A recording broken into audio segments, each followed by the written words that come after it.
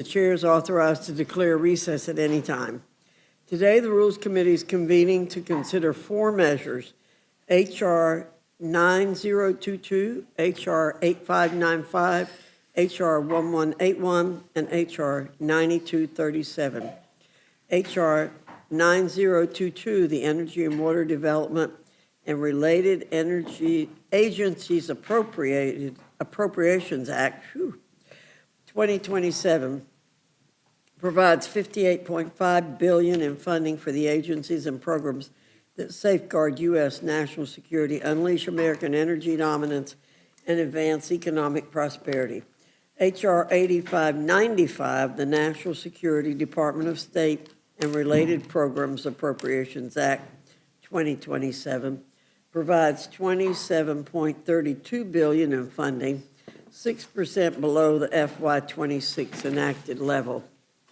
This legislation reflects priorities of the America First agenda and supports the President's vision to refocus and realign foreign policy to make America safer, stronger, and more prosperous, while ensuring all funds are spent in a manner consistent with relevant executive orders. Both bills, at their very core, embody the America First agenda. They also harbor the identical commitment to place the safety, security, and prosperity of the American people and the entire nation first. I'm quite certain our panel from the Appropriations Committee will give us a thorough and pointed run-through of these two bills, and I'm looking forward to the testimony that will be shared from our colleagues.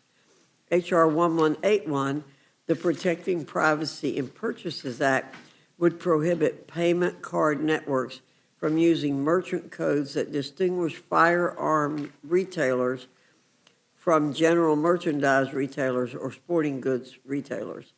Americans who exercise their constitutionally guaranteed right to keep and bear arms should never find themselves corralled under the microscope of the federal government. But that's exactly what we saw under the Obama and Biden administrations, when the private firearm and ammunition transactions of these citizens were monitored by the federal government under the guise of preventing mass shootings. The decision to do so was intrusive and entirely unacceptable. We can and should pass this legislation so that law-abiding Americans are not subject to scrutiny and surveillance of their financial privacy when exercising their constitutional rights. Finally, we turn to H.R. 9237, the Take Care of America's Veterans Act, that would improve the benefits and services provided to veterans and their families by amending existing laws and enhancing the efficiency of VA. This legislation is a compilation of over 60 separate bills, the majority of which are overwhelmingly bipartisan, to support America's veteran community and further enhance the health care and benefit services of the VA. As Secretary Collins has stated on numerous occasions and has been reflected in his and the agency's actions, the veteran is once again the core of the VA's mission. This package reflects that commitment and those actions. Our panel from the Veterans Affairs Committee, I'm sure, will articulate in depth how this package of bills will help cut through government bureaucracy and deliver the service and quality that our nation's veterans so deserve. With that, I now yield to the ranking member, Mr. McGovern, for any comments he wishes to make. Well, thank you, Madam Chair, and let me begin by being perfectly honest here. Every week, Republicans come here and pretend that they're doing serious work. In reality, they're bending over backwards for Donald Trump, for billionaires, big donors, and every awful priority under the sun, while regular people get ignored and squeezed by the high prices and inflation that Republicans are causing. Just look at this week's agenda. The State and Foreign Operations Bill guts diplomacy, it guts development, and it guts humanitarian aid, at the exact same time that this administration is hollowing out USAID and pushing out some of our country's very best experts. We've already seen what that means in the real world. Food assistance is getting disrupted. Life-saving health programs are being thrown into chaos. vulnerable people are getting left behind, not because it makes us safer, but because this administration would rather score political points than save lives. I also take issue with how this administration continues to undermine global human rights, putting us on the side of human rights abusers.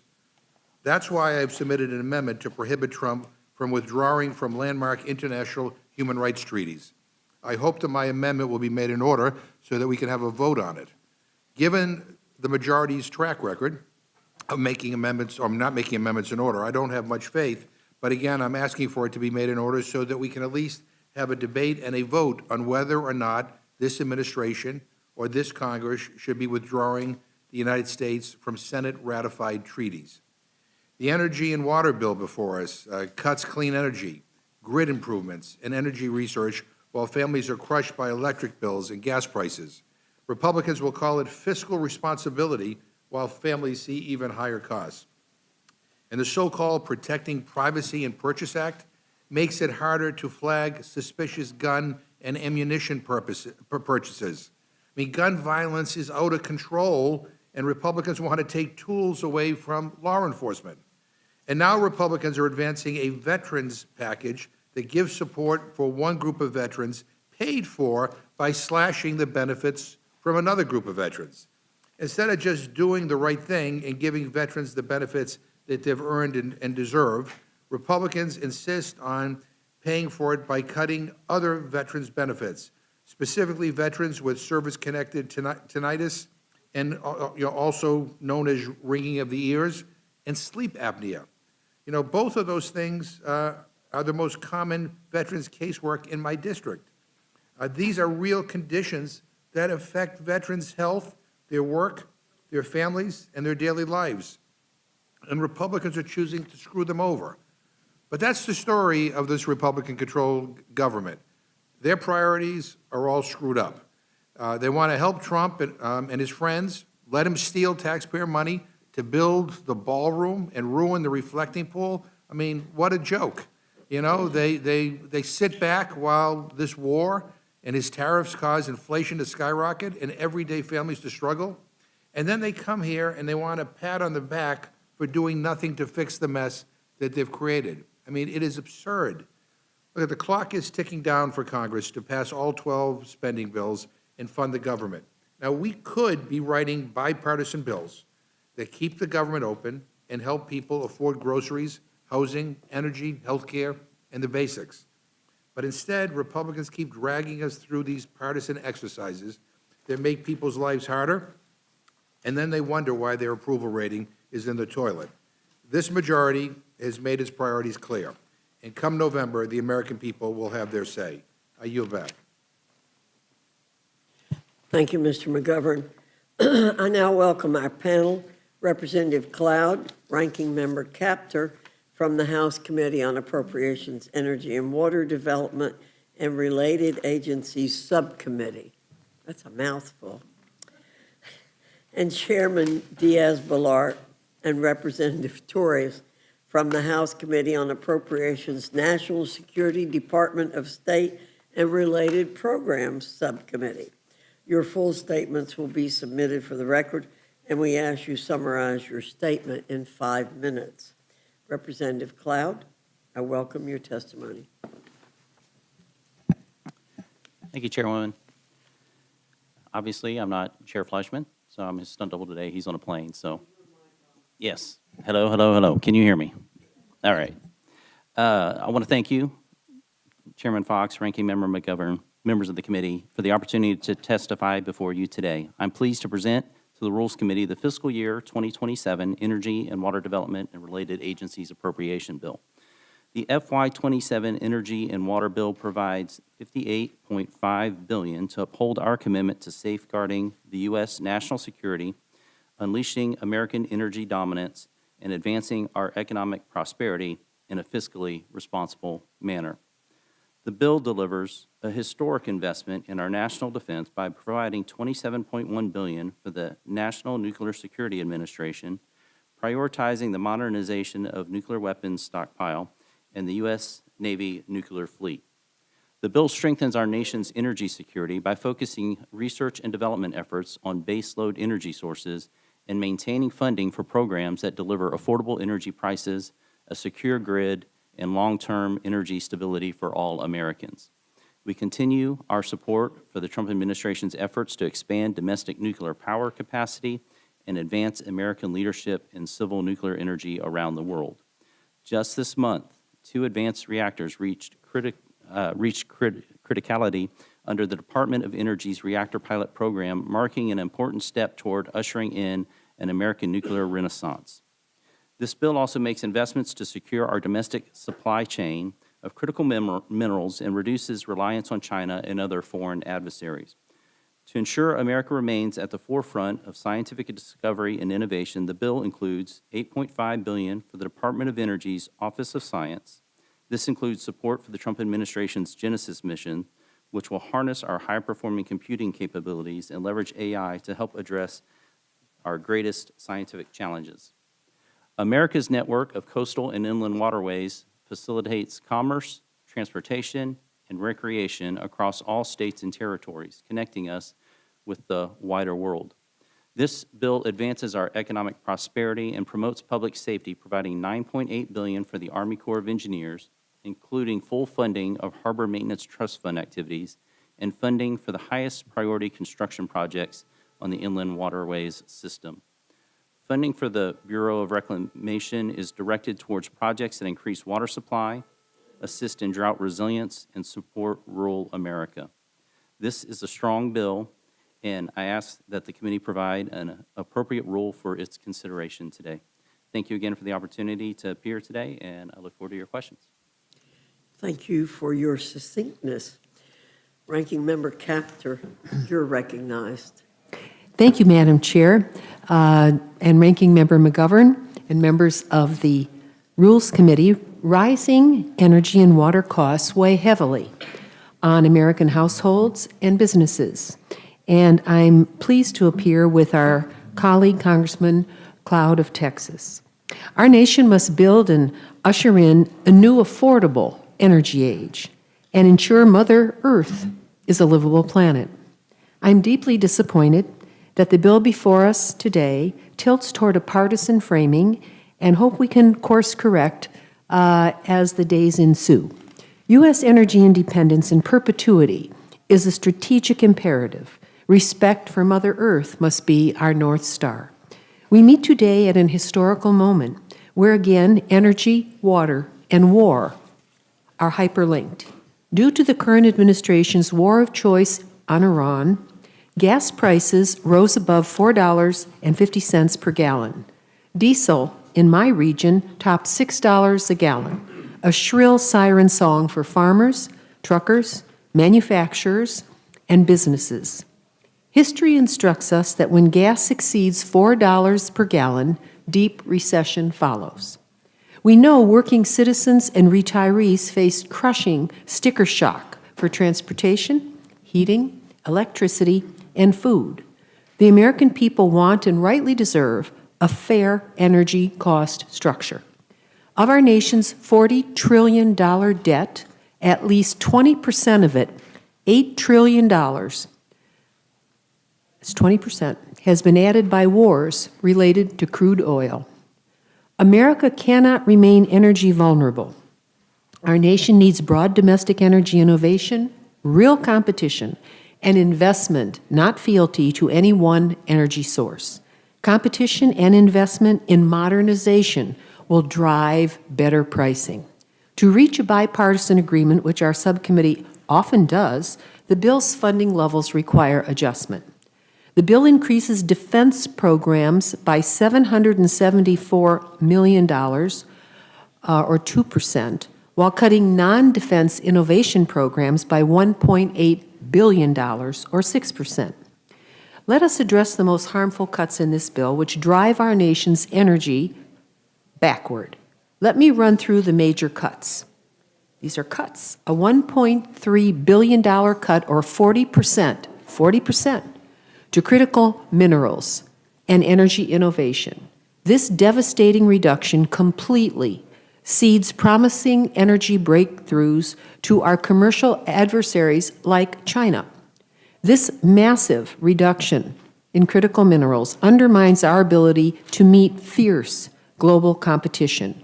Our nation must lead in all clean energy technologies, not cede the field in critical minerals, and not ignore the irresponsible accumulation of atmospheric pollutants. Also, a $50 million cut is proposed, or 14%, to ARPA-E, our most advanced research in energy. With global population surging toward 10 billion, abandoning transformative clean energy threatens our livable future. The warning signs are all around us, whether it's coastal battering, vast forest fires, prolonged droughts that destroy crops, or atmospheric rivers and gale force winds. Also, a $25 million cut occurs to electricity and grid deployment programs. With energy prices rising, cutting funds to modernize our aging grid is a non-starter for ratepayers needing relief.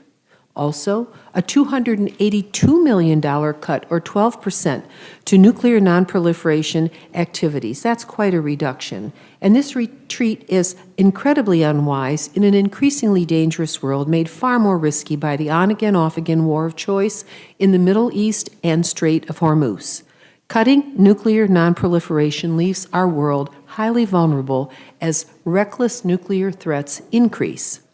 The bill totally eliminates the Army Corps of Engineers fuse wrap program that cleans up former nuclear waste sites. That makes no sense to me. Walking away from cleaning up toxic nuclear industry waste is completely unacceptable, and it directly threatens the health of our citizenry today and tomorrow. Let's not saddle the next generation with the legacy of the 20th century.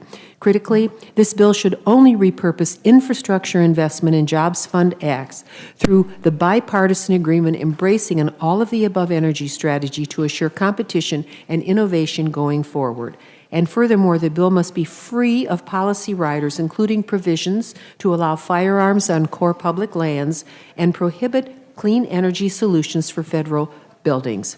In closing, glaringly, the bill fails to protect Congress's power of the purse.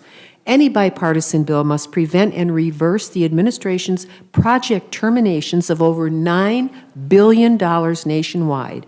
Funding for these projects was passed by Congress, both chambers, duly signed into law and vetted by the administration. Finally, this bill should require transparency and accountability for federal spending to avoid and prevent government corruption. Until these changes are made, I urge my colleagues to oppose this bill. Working together can yield a better deal for Americans today and open new energy and water frontiers for the tomorrows to come. And I yield back. Thank you. Thank you, Ms. Kaptur. Chairman Diaz-Balart. Madam Chairwoman, what a privilege to be in front of your committee, a ranking member, and all the members. What a privilege to be testifying in front of your committee on the fiscal year 2027 National Security, Department of State, and related programs appropriation bills. I know that the ranking member had a flight issue, but I am joined by a brilliant member of the subcommittee, the gentlewoman from California, Ms. Torres. It's a privilege to be with her as well. The bill presented today is another step in our historic efforts to strengthen national security while reducing spending.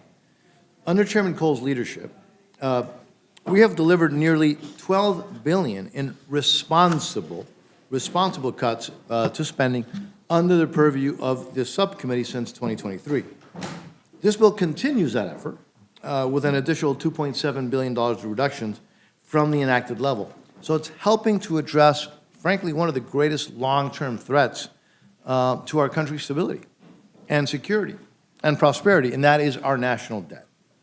Now, there are some who will say that these reductions, the magnitude of these reductions, jeopardize the United States leadership in the world and make us less safe.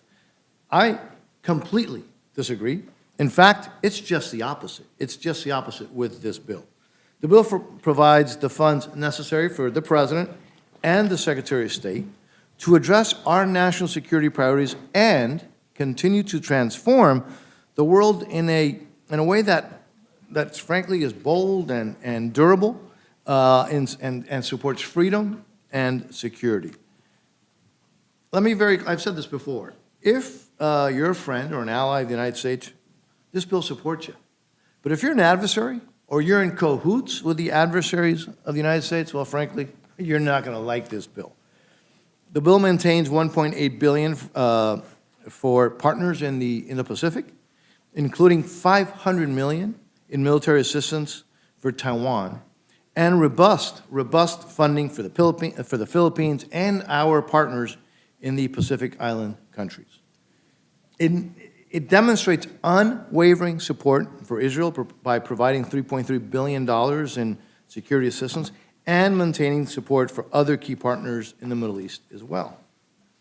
It recognizes the valuable partnerships in the Western Hemisphere, which continue to expand, frankly, and realign under the leadership of President Trump and Secretary Rubio.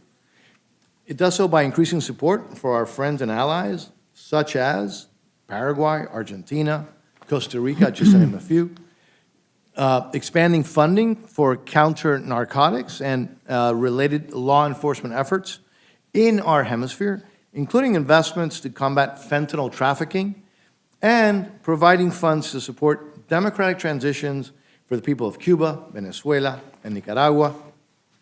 Last year, the members of the NSRP subcommittee, we focused on how to responsibly transition PEPFAR, a program that has been successful, back to its partner countries, to our partner countries, I should say. Look, it's been a great success, as I mentioned, but I think most of us would agree that the program should not and cannot just be there forever, and ideally, we should, again, partner with other countries to have them step up. That's happening. That's actually happening right now.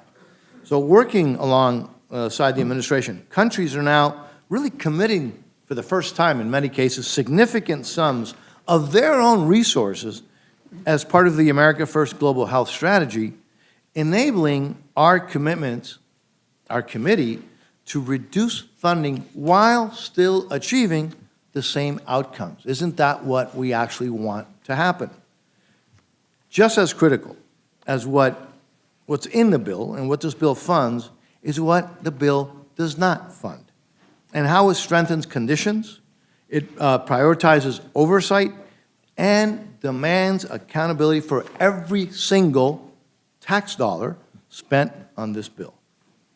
The bill prohibits funds to the PRC and the Communist Chinese Party, and prohibits funds to other countries from being used to repay debt that they may owe to Communist China. It continues a key provision that blocks assistance to anyone that supports, finances, or facilitates the operations of the Cuban military, including the Cuban Ministry of the Revolutionary Armed Forces and the Ministry of the Interior. It maintains the prohibition on all assistance to the Taliban. It puts America first by withholding funds from Mexico until that neighbor of ours delivers the water that is owed to the United States, and supports full implementation of key executive orders that reflect a clear commitment to national sovereignty, a secure border, limited government, and American values, including those related to restoring free speech, supporting religious freedom, and ending censorship. Assessed funding for the UN is cut by $1.8 billion. No funds are included for the UN regular budget, and funds are prohibited to the World Health Organization, the United Nations Commission of Inquiry Against Israel, the United Nations Relief and Works Agency, commonly known as UNRWA, the United Nations Human Rights Council, the Office of High Commissioner for Human Rights, the International Criminal Court, and the International Court of Justice. The bill includes a provision to ensure that we finally have justice for the victims of October 7th, 2023, of those heinous terrorist attacks. By the way, that included 50 murdered Americans by requiring full accountability for UNRWA staff who participated in those heinous acts of terrorism. The bill maintains all longstanding pro-life provisions, bars funding for the UNFPA, and prohibits spending that violates the President's Protecting Life and Foreign Assistance Policy. These measures, as you know, along with stronger oversight, ensure taxpayer dollars do not fund abortions. So again, good bill, spends less money, does more with less money, something that we proved was possible last year. So this continues in that same vein. And with that, Madam Chair, I thank you all for allowing us to be at this hearing, and I look forward to your questions. I yield back. Thank you. Ms. Torres, you're recognized. You're a former member of the committee, and we welcome you back. Thank you, Chairwoman Foxx, and also our ranking member McGovern and members of the committee. Ranking member Frankel ran into travel delays, so as a member of the NSRP subcommittee, I am appearing on her behalf. I want to thank our colleagues on both sides of the aisle who understand how central this funding is to our national security. Regretfully, I oppose the Republican fiscal year 2027 National Security and State Department Appropriations Bill as drafted. This bill should be our moment to lead. Done right, this bill would make America safer. However, this bill falls short. Real security is not achieved with bombs, bullying, and tariffs, the apparent policies of choice for the Trump administration. Real security includes strong diplomacy, development, and humanitarian leadership. That's how we build alliances. That is how we grow trading partners. And that is how we stop disease and extremism at the source. That is how we prevent costly wars before they begin. Yet, this bill hollows out our ability to pursue these critical efforts. And let's be clear about the backdrop. U.S. aid dismantled, programs canceled, expertise pushed to the door. Now, a weakened State Department is expected to carry the full load despite the fact that it was never built to do so. Alarmingly, this bill caters to the worst instincts of the Trump administration and pulls back American leadership at exactly the wrong moment. With another $2.7 billion cut proposed from the international affairs budget this year, we are investing $14 billion less through this bill than we were just 4 years ago. These reductions will weaken our diplomats, dismantle development programs, slash humanitarian aid, the lifeline that keeps millions alive, and undermine global health and security efforts that stop threats before they reach our shores. And at the very same time, in another appropriations bill scheduled to be marked up tomorrow, my Republican colleagues are seeking hundreds of billions more for war. More than $1 trillion for the first time in our history. Let me be clear, I support a strong military. And like most Americans, I would rather prevent war than have our loved ones fighting in it. That's why the soft power in this bill before you is so essential.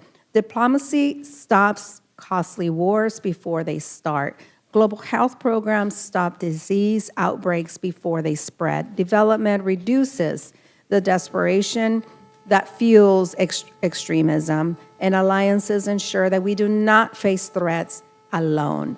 Those are essential ways that we keep America safe. Instead, this bill abandons that proven strategy. It eliminates funding for the United Nations and UN peacekeeping at a time when global cooperation has never been more important. As Ambassador Waltz told this subcommittee when we visited the UN in March, U.S. leadership at the UN is not optional, it is essential.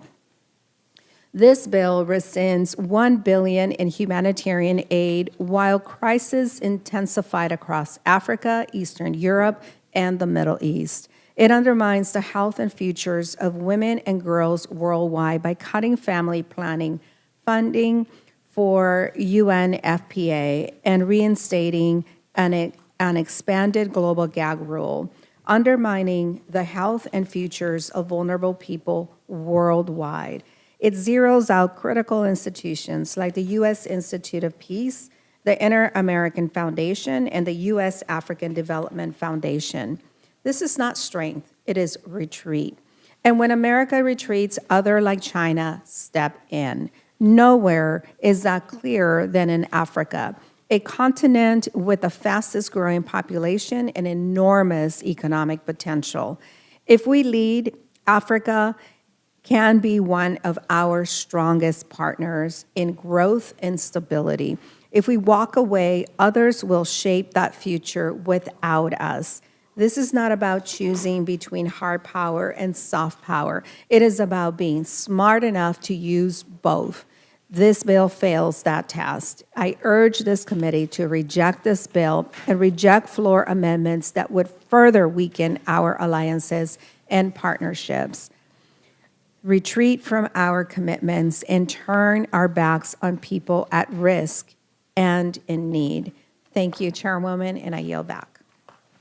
Thank you, Ms. Torres. Ms. Fishbach, I recognize you. Thank you, Madam Chair.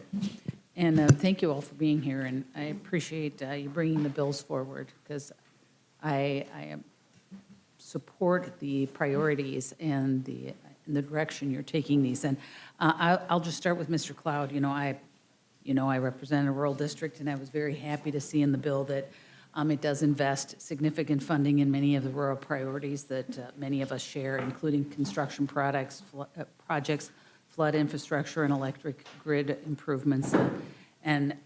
So I'm just kind of wondering if maybe you could talk a little bit more about that, and how does this bill help build a foundation for the future success in critical areas like energy, critical minerals, water, and more? Right. I too am from a rural district, town of 60,000 people. My district is one of those where there's more cows than people in it, right? And this bill does a lot to get us back to base load energy, which was so important. The Biden administration put a lot of dollars into chasing intermittent energy into supply chains that went through adversarial nations. I know, for example, in my community, in our district, there's a small community where they were looking to close down a coal fire plant. It was the only source of energy for this small town. And we worked with the Trump administration. We were able to get that converted to a natural gas, but under the Biden administration, they had said no investment, literally in the budget, no investment for oil and gas, anything related to it, when we realized how important it is to have base load, and that's the quickest and easiest way to get to affordable energy. Continues the investment on water technology.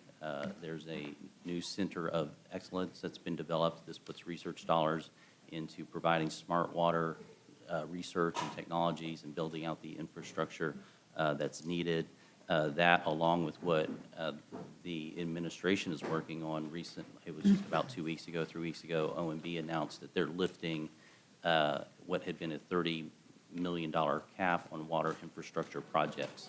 And so with the funds provided in this bill, along with the removing of that cap, that opens up the door to serious water infrastructure projects going forward that can really help rural communities and really just continues to provide a future that we can, a economically sustainable path to affordable energy for specifically for our rural communities. And thank you for serving in an area like that. It has certainly unique demands that we don't find in metroplexes. But That's right. Well, and thank you very much, and I appreciate you being here today, and thank you for the response, because I do think it is that, that direction that we are moving and trying to, make sure that we support those areas and that we are doing what we need to do for sustainability to continue in economic growth and all of the things that we want in our rural areas. So, yeah. and across the country. So, but thank you very much.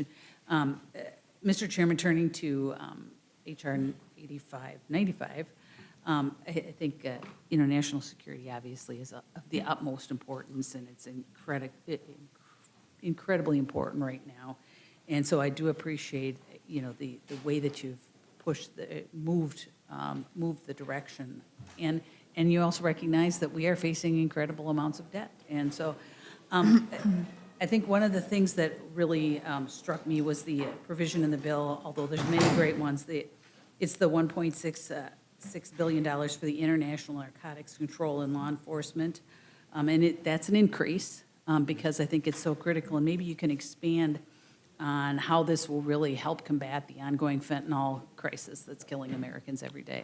Well, thank you for the question, and thank you for the interest in that issue. Look, that's an issue that I think has strong support in Congress and the House. In our committee, we're fortunate to have one of the leaders fighting fentanyl, for example, and other type drugs that are killing Americans in droves, and that's the Dean of the House, Hal Rogers. He keeps us focused on that issue time and time again. And you're right, we put additional money to do that in this bill. So while we are reducing funding, we're putting more money onto things that are that have an impact and that are hugely important. This is one of those. So we're putting more money. And I will tell you, I just recently got back from leading a Codel to South America. And this is one of those areas that our ambassadors will always talk to us about. And specifically, where we've put the additional money are areas that actually have an impact, save American lives, and we're very proud of doing that. As I mentioned at the beginning of my presentation, while we are spending less overall, we're doing more critical spending on issues that are highly important. We did this in FY26. A lot of folks thought it was impossible. I remember coming here and we had some interesting debates. We were able to pass that off the floor and negotiate with the Senate. And again, a reduction overall, but doing more important things. If there's one area that we have been making, can make an impact, and we can do so by putting some more resources, is in this area that you're talking about. Fighting narcotics, fighting fentanyl, fighting transnational criminal organizations that, by the way, not only traffic in fentanyl and in drugs, but they also traffic in humans and they traffic in weapons. These are dangerous organizations. So we've put more resources, more funding. It's something that I think has, I hope, strong bipartisan support, and that I hope that we'll be able to, like we were able to do in 26, keep after the negotiations with the Senate. Well, and thank you very much, because I recognize this is a huge issue with the fentanyl issue. And you mentioned the other kind of crimes that you're combating by just doing this. Yes. And so I appreciate that, and I appreciate that you are redirecting.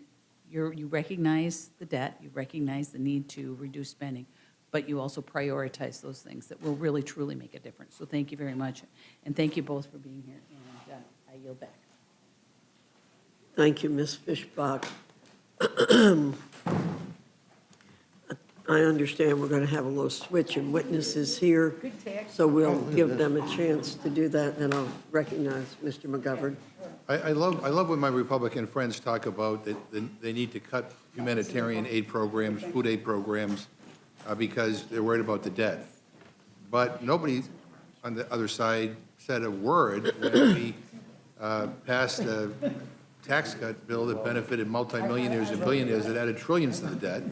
And last week, the week before last, we added another $70 billion to the $100 billion that ICE and CBP already have. None of it is offset. All of it goes on. No one says a word about that. But when it comes to programs to feed hungry people, all of a sudden, we gotta tighten our belts. I want to begin with, I just have a few questions. I'll try to be quick here.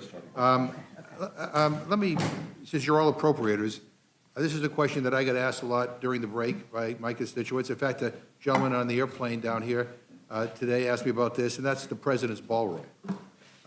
His lavish ballroom, which he said on multiple occasions would be 100% privately funded.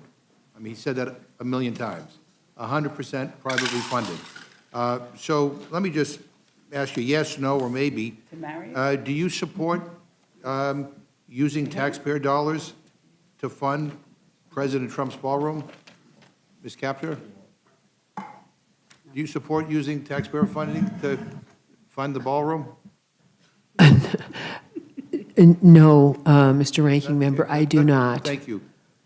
Ms. Frankel? No. Mr. Diaz-Balart? There's no funding for any ballroom in my appropriation bill, just so you know, because it deals with foreign Cloud? policy. I'll note there's no funding in the energy and water Okay, bill as well. so let me let both of you, Mr. Diaz-Balart and Cloud, in on something. You're appropriators, and I'm surprised you don't know this, but are you aware that President Trump and his team have transferred roughly $400 million in taxpayer dollars that Congress appropriated to the Secret Service and put into the White House repair and restoration account in order to make, quote, security upgrades as part of the ballroom construction project? So when you say there's no taxpayer funds going to this, are you aware that, well, I mean, but you're appropriators, and you're on the full committee as well. Are you aware that taxpayer dollars, hundreds of millions of dollars are going to this ballroom? Yeah, absolutely. Yeah, well, I'm questioning you, so you don't have to get permission from the chair. Yeah. So I am aware that we have a pretty high-risk security situation. We have a president who's now suffered. And so you support that? I support making sure that the president of the All right, United so- States is safe, So you is support- safe, you support- but I have not seen any details Well, of, I will provide you the details. Look forward to it. OMB has provided us all the monies that, where there were transfers. I mean, in fact, I can tell you right now that a transfer of $340.8 million in taxpayer dollars to the ballroom construction on June 12, 2026, a second transfer of $10.75 million in taxpayer dollars to the ballroom construction, also on June 12, a third transfer on June 15th of $45 million in taxpayer dollars, again to the ballroom construction. I mean, I have the documents from the Office of Management and Budget right here, so it's stunning to me that as appropriators that you're unaware of the transfers. But here's my question. If I run the Appropriations Committee, you know, I mean, and I work to get money appropriated for X or for Y, I would want to make sure that the executive branch, whether it's a Republican administration or a Democratic administration, respected the will of Congress, that actually did what appropriators said they would do. So, I mean, this is an end run, this is like an end run around Congress. Yes. Is that something you support? And if not, what can the Appropriations Committee do to stop it? I will note, I took a tour of the White House defense apparatus with the Secret Service recently. I would wonder if you've taken that same tour. I don't think they'll let me on the White House grounds. So, I mean, you know, I mean, with this president, I don't think. But I mean, but the point of the matter is, if you support. But have you ever if taken, if have you I ever have taken been that to White House tour? many Have you ever times. taken But that tour? If you Have support. you ever taken that tour? Yeah, I have taken the tour, yeah. Not the White House tour, of the security defense apparatus. Yeah, I had the I've- chance to talk to the Secret Service, Yeah. and you know, when we visit the White House right now, the visitors to the White House go through tents, basically. They stand out in the open. They've stopped When we hold state dinners, it's basically on lawn that could be, stopped visitation. have just been rained under, and the ballroom portion, But this. I think he. there's a. No, he isn't. I mean, with all due respect. There is a Madam Chair. security component to the ballroom that you should All right, probably look my- into, and certain things, of course, we can't talk about in this committee. Why the don't Rules you Committee. appropriate the funding? Why do you allow the administration to do an end run around this? I mean, you have appropriation bills coming up right now. You can fund hundreds of millions of dollars as you see fit. Why not just do it? may I address that? May I address it? Thank you, sir. Look, valid question, but it is a little rich, because I do remember when, in the previous administration, there were hundreds of billions of dollars that were spent by then President Biden's administration that were neither appropriated nor authorized, and then it went to the Supreme Court of the United States, and the Supreme Court of the United States said it was unconstitutional. By the way, I don't remember the outrage by some of our Democratic colleagues about that taking place. Now, having said It's that, unconstitutional? what was unconstitutional was a time when the Democrats did not speak out when President Biden did it. Now, Let me reclaim my time. Let me reclaim well, my time. if you don't want me to answer it, then I get that, because you don't like the answer, but that is, My question is, are you saying that this money that the president is spending, which was not authorized or appropriated for this use, is unconstitutional? If not, then do you approve of this money being spent on the ballroom? It's a simple question. Not a trick question. No, if I may, what I'm saying is that we are here, we have appropriation bills in front of you. We have two appropriation bills. By the way, none of these two bills deal with that specific issue. But again, it's a little rich when I hear all of a sudden a wake-up that money that was not appropriated should or should not be appropriated when the previous administration did so, and the Supreme Court of the United States said that it was wrong, and I do not remember, I may be wrong, because maybe you can get me some of your quotes demanding accountability to the president. You support taxpayer funding for this ballroom. I Because support- the reason why is because they tried to put it in the reconciliation bill, but it became so unpopular that they removed it. I support these two appropriation bills that are in front of you right now, again, neither of which have that issue. I will put you both down as saying that you support. No, I'm saying what I'm saying, Mr. Then I'll put Mr. you down Ranking as you Member. don't support that money. No, what I'm saying is I support these appropriation bills in front of So you. maybe- None of these, Is it maybe? I don't know. I'm trying- no?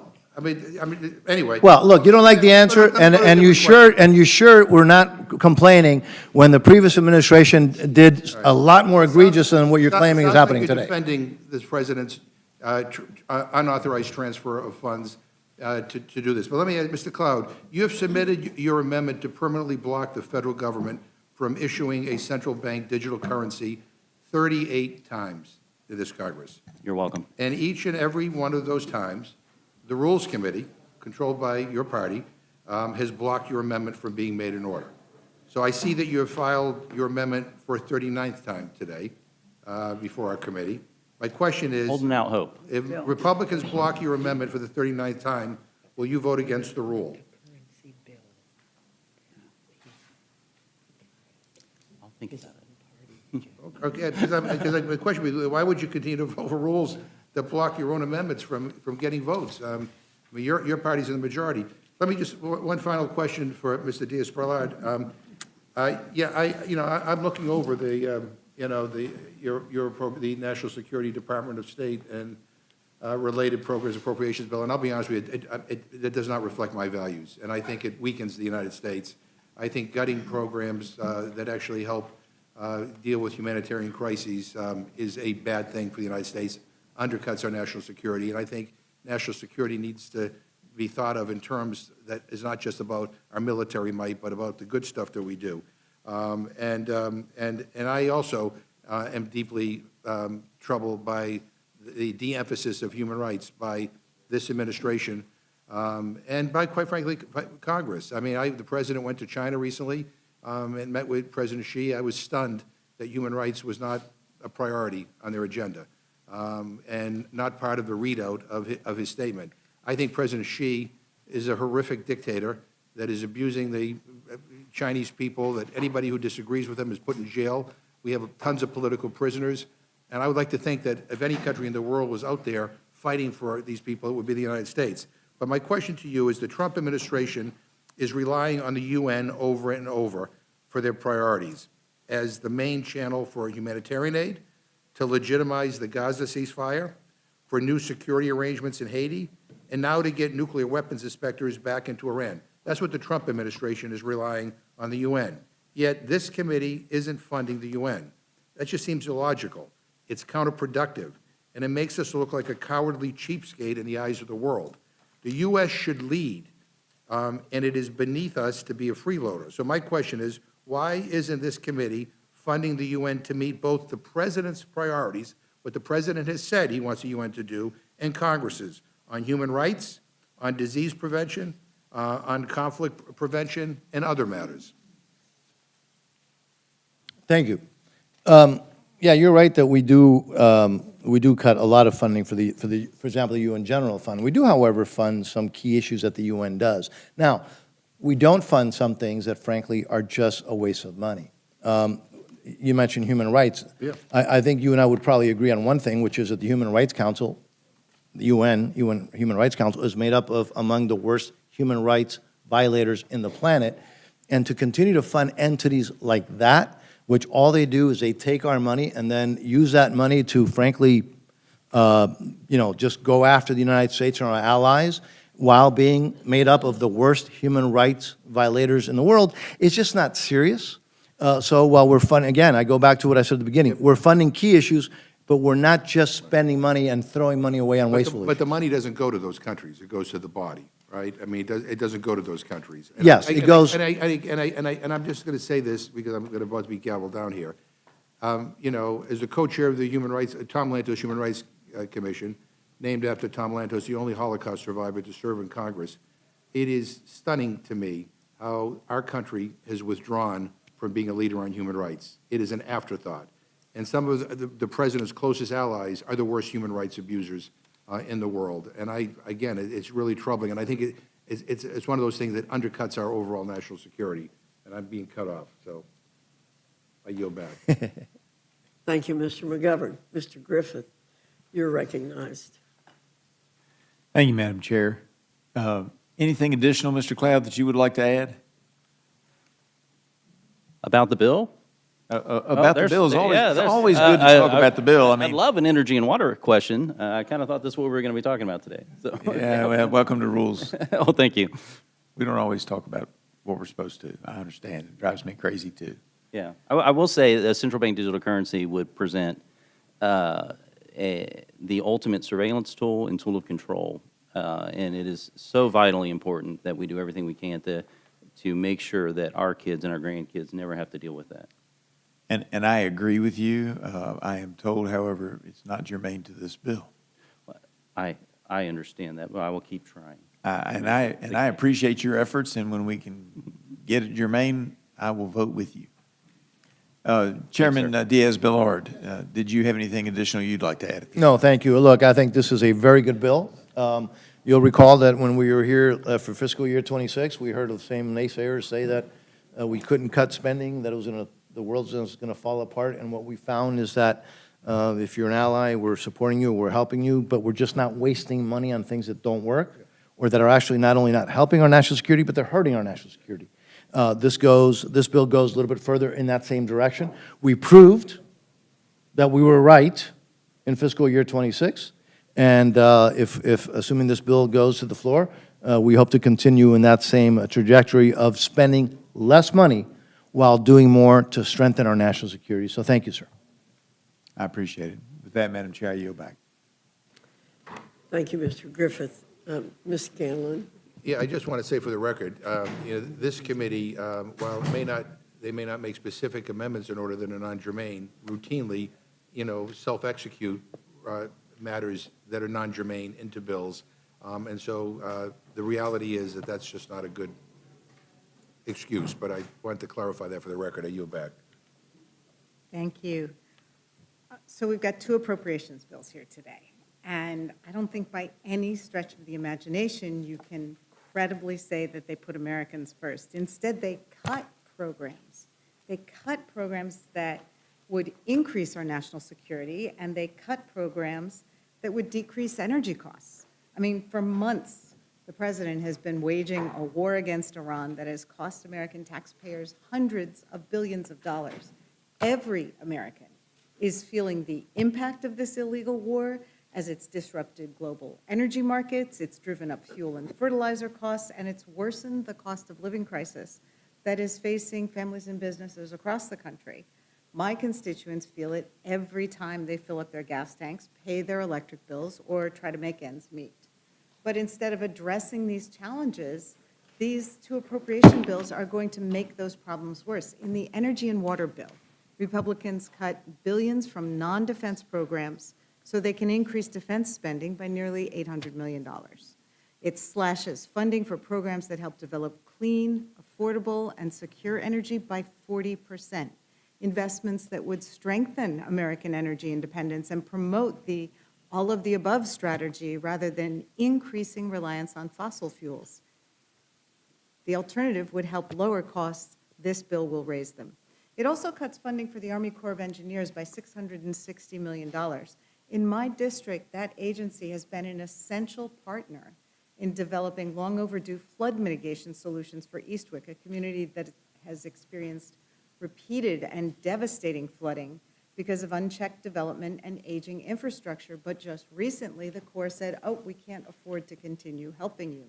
So the misplaced priorities don't stop with the energy and water bill. While Republicans spend billions on foreign wars and power grabs, their National Security and State Department bill continues to gut global health programs and humanitarian assistance, which objectively have made us more secure. We're already seeing the consequences of hollowing out USAID, withdrawing from the World Health Organization, and canceling programs to identify and contain dangerous disease outbreaks. Research indicates that already 750,000 people, including 500,000 children, have died as a direct result of the cuts that have already been made to USAID and the cancellation of programs which have allowed malaria, HIV, AIDS, and tuberculosis to spread without being checked, that have interrupted nutrition, vaccines, and treatment for new mothers and infants. And the abrupt end of humanitarian aid has led to the collapse of food distribution and sanitation services in several countries.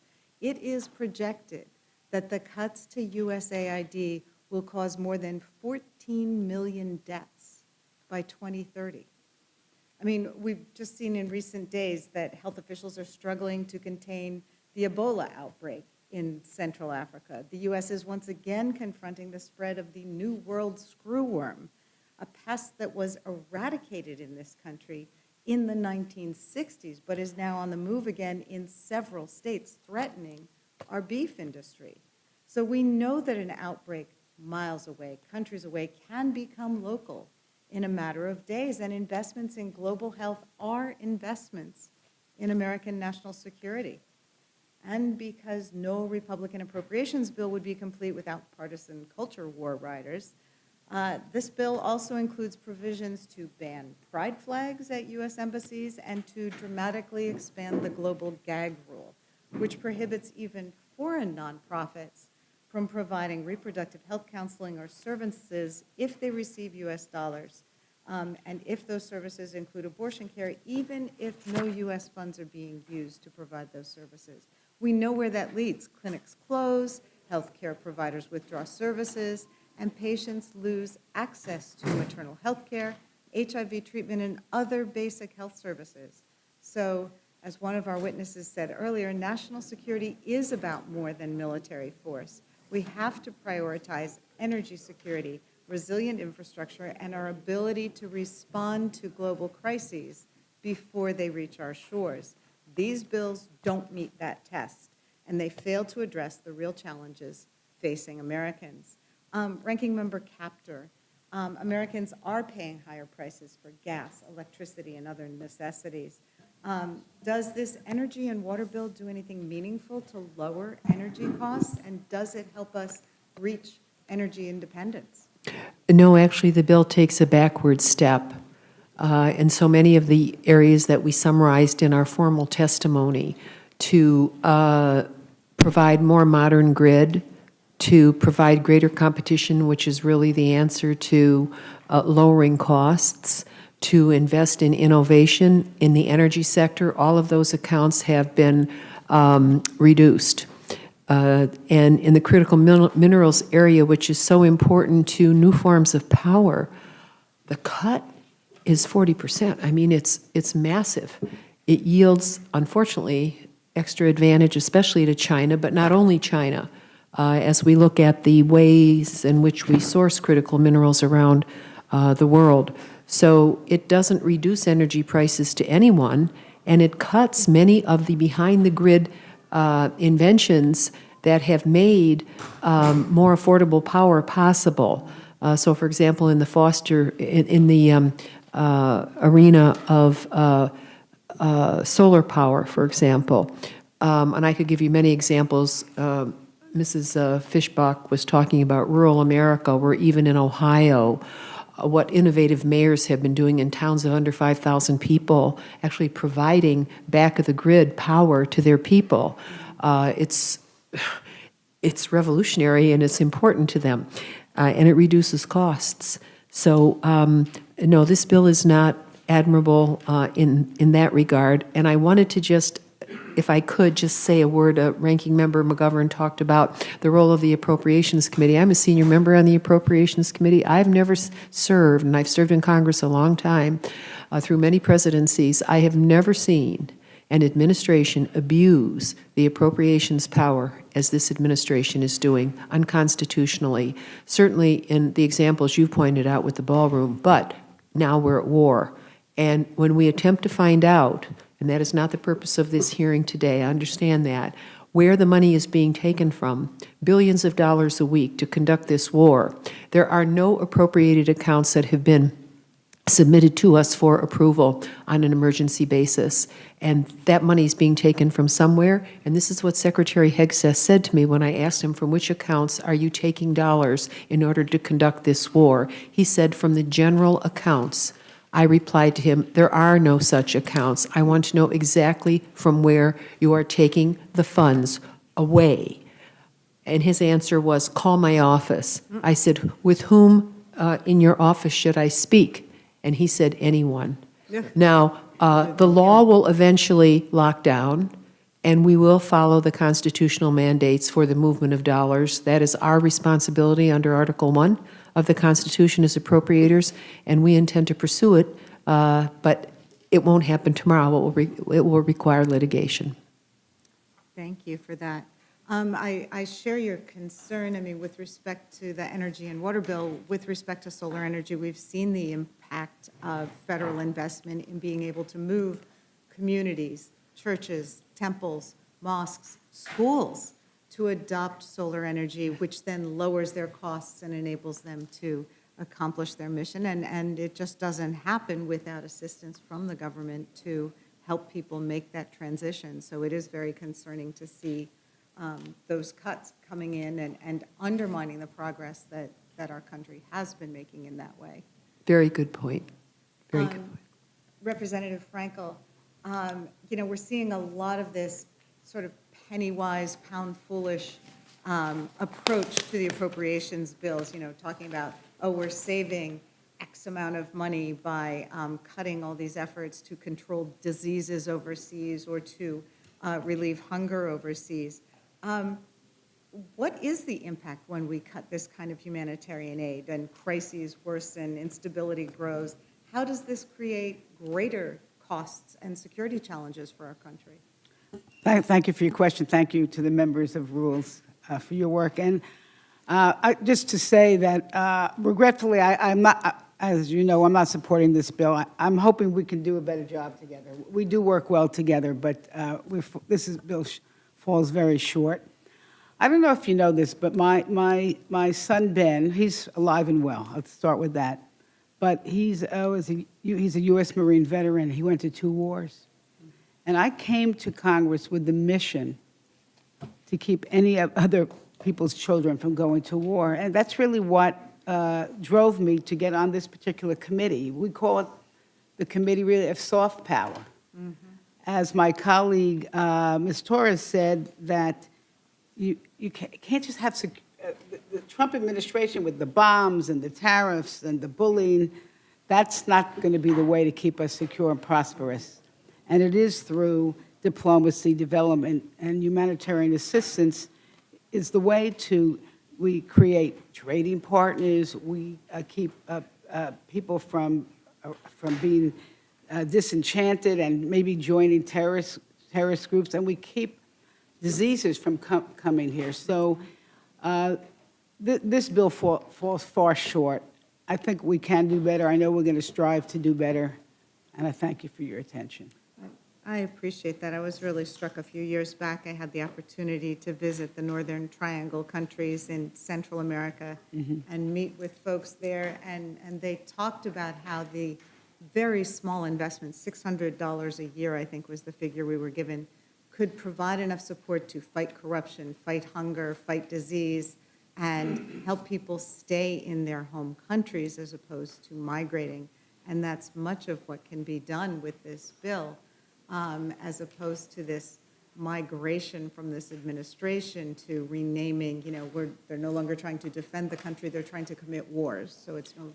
Well, you can see tomorrow we'll be marking up a defense bill over $1 trillion for the first time in our history. That's where the money's going. It's not going to lift us up domestically or even where I think we should be going in the soft power. And I want to just add this. We had Marco Rubio in front of our committee, and we asked him why contraceptives were just basically rotting away in warehouses Yes. overseas, millions of dollars worth. And he said to us, well, we're not in the family planning business.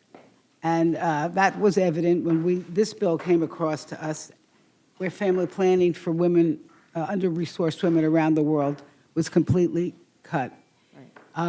We need to do much more to uplift the mothers and the grandmothers and the sisters. Absolutely. I mean, we've seen time and again, food left to rot, medicines left to spoil or become out of date. It is the worst form of fraud, waste, and abuse, I think, although, of course, the rotting reflecting pool is way up there. I yield back. Thank you. Thank you very much. Mr. Jack, you're recognized.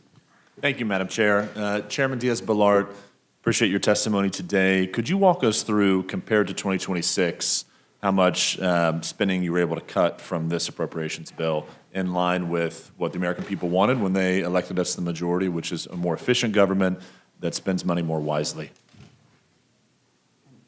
Yes, sir, thank you. Thanks for the question. This bill has an additional $2.7 billion reduction from the enacted fiscal year 26 bill. And just to frame this going forward, I always like to try to bring voters back home into the mindset that we have here in Congress. What is a vote against this bill? What are you, when we have this on the floor later this week, if the rule passes, which it will, what are voters, or what are members of Congress voting against if they vote no?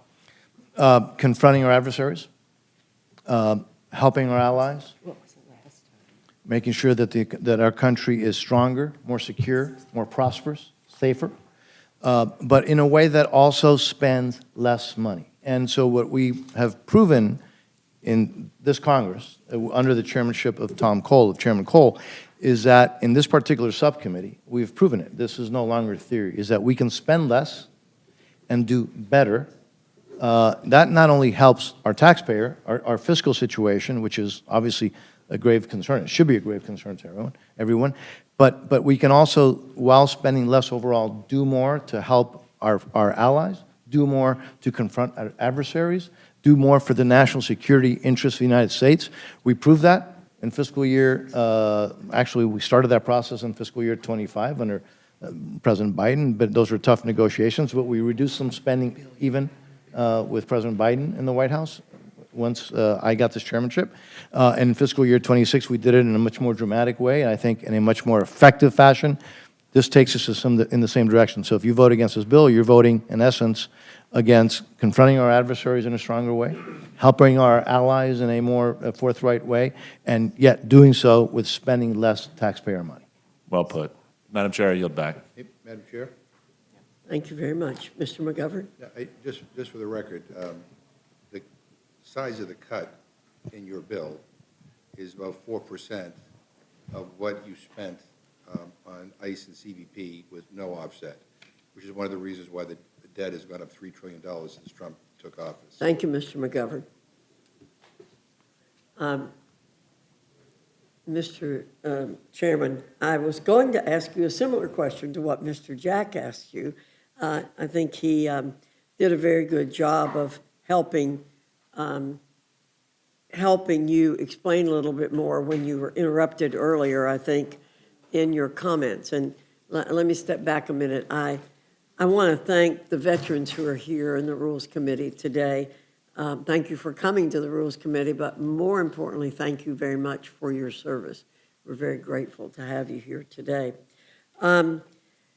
Is there anything else, Chairman Diaz-Balart, that you want to add to what it seems to me that you've spelled out very clearly the choice that we will be making on whether we vote for or against this piece of legislation, as you said, helping our allies, denying money to our adversaries, those things that you spelled out.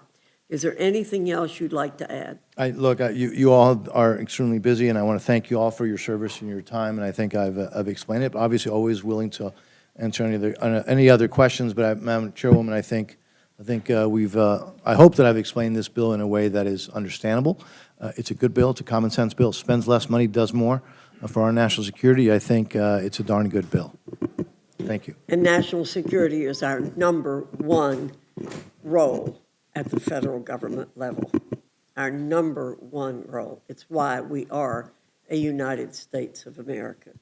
It's why we came together 250 years ago, and that was for national security. I thank our witnesses very much for being here. You are excused.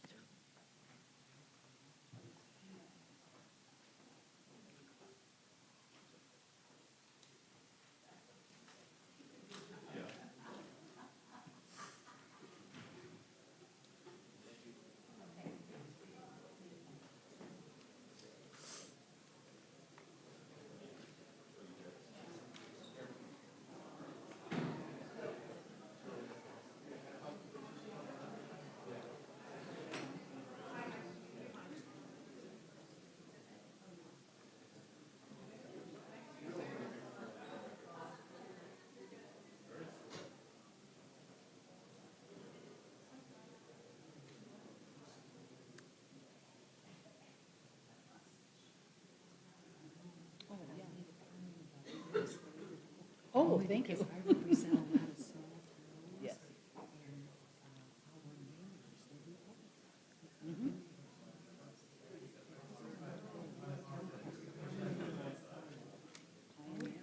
I now welcome our panel, Chairman Bost and Ranking Member Takano from the House Veterans Affairs Committee.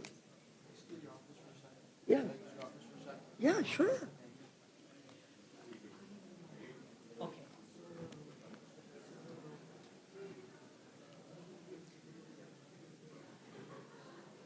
Mark, hand those to me if you want to. Yeah, just put them up here. It's okay, just put them up here and we'll get them. We'll take care of them. We'll take care of them, thank you. I didn't want you to have a chance of spilling them, so I'll spill them for you. No need to spill.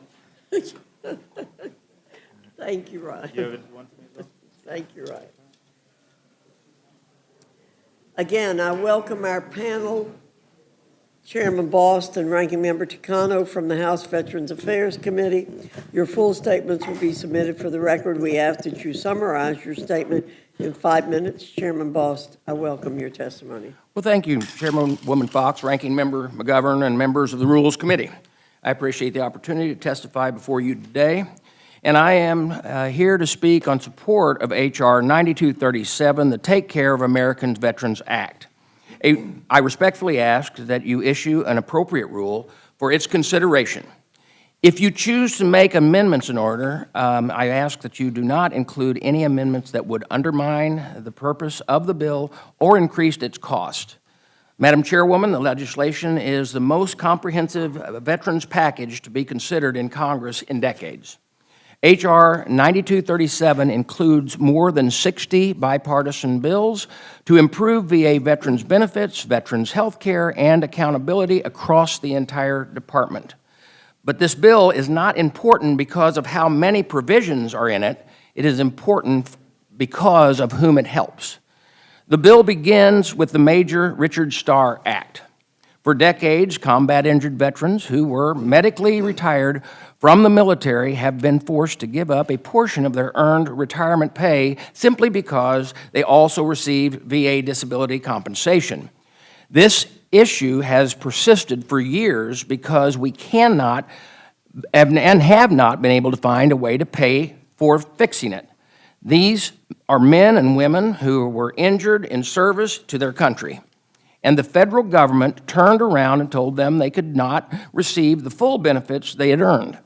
This bill would end that injustice and allow combat-injured veterans to receive both benefit by ensuring these veterans receive no more than 20 years retirees with the same disability.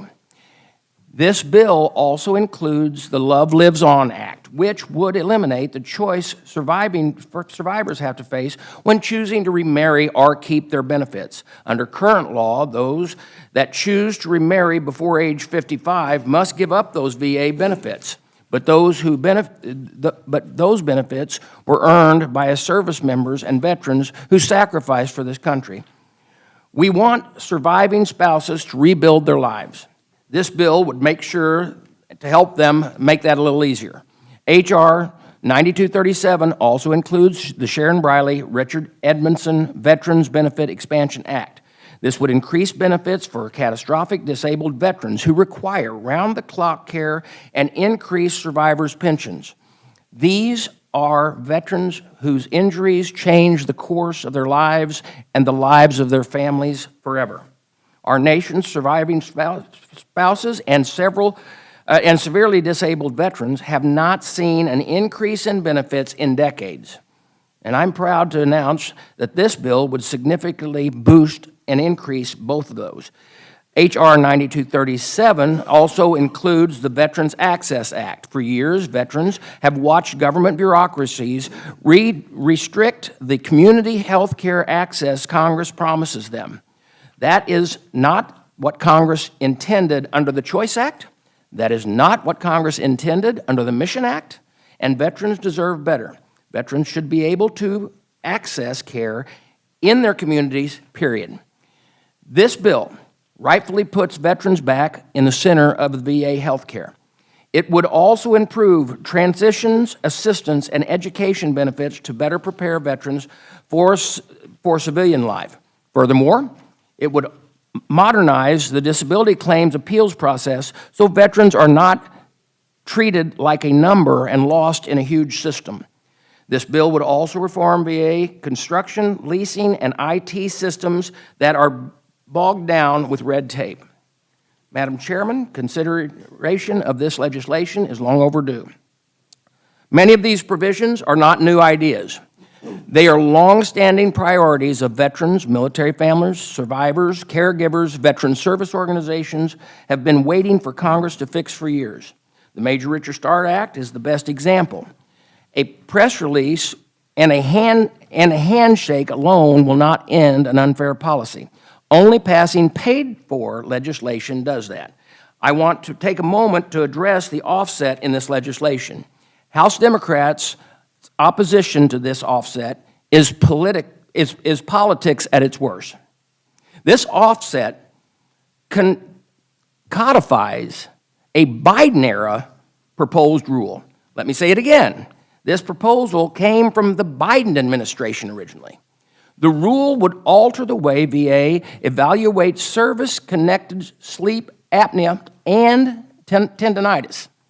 The offset is pointing forward. Let me say this very clearly. No current recipient would see their benefits changed by this legislation. No current recipient would see their benefits changed by this legislation. VA testified that before the VA subcommittee that they plan to finalize this rule by the end of the fiscal year. These changes are not new. They reflect a bipartisan scientific process. I want these changes to benefit the veterans. Democrats want to play politics. This bill would give the House a serious, responsible path to promoting real change for our veterans.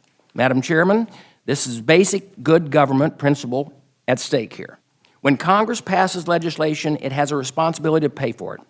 Senate VA Committee Chairman Jerry Moran and I have worked hard to put forward a paid-for package that can become law. Unfortunately, my Democrat colleagues have chosen a different path.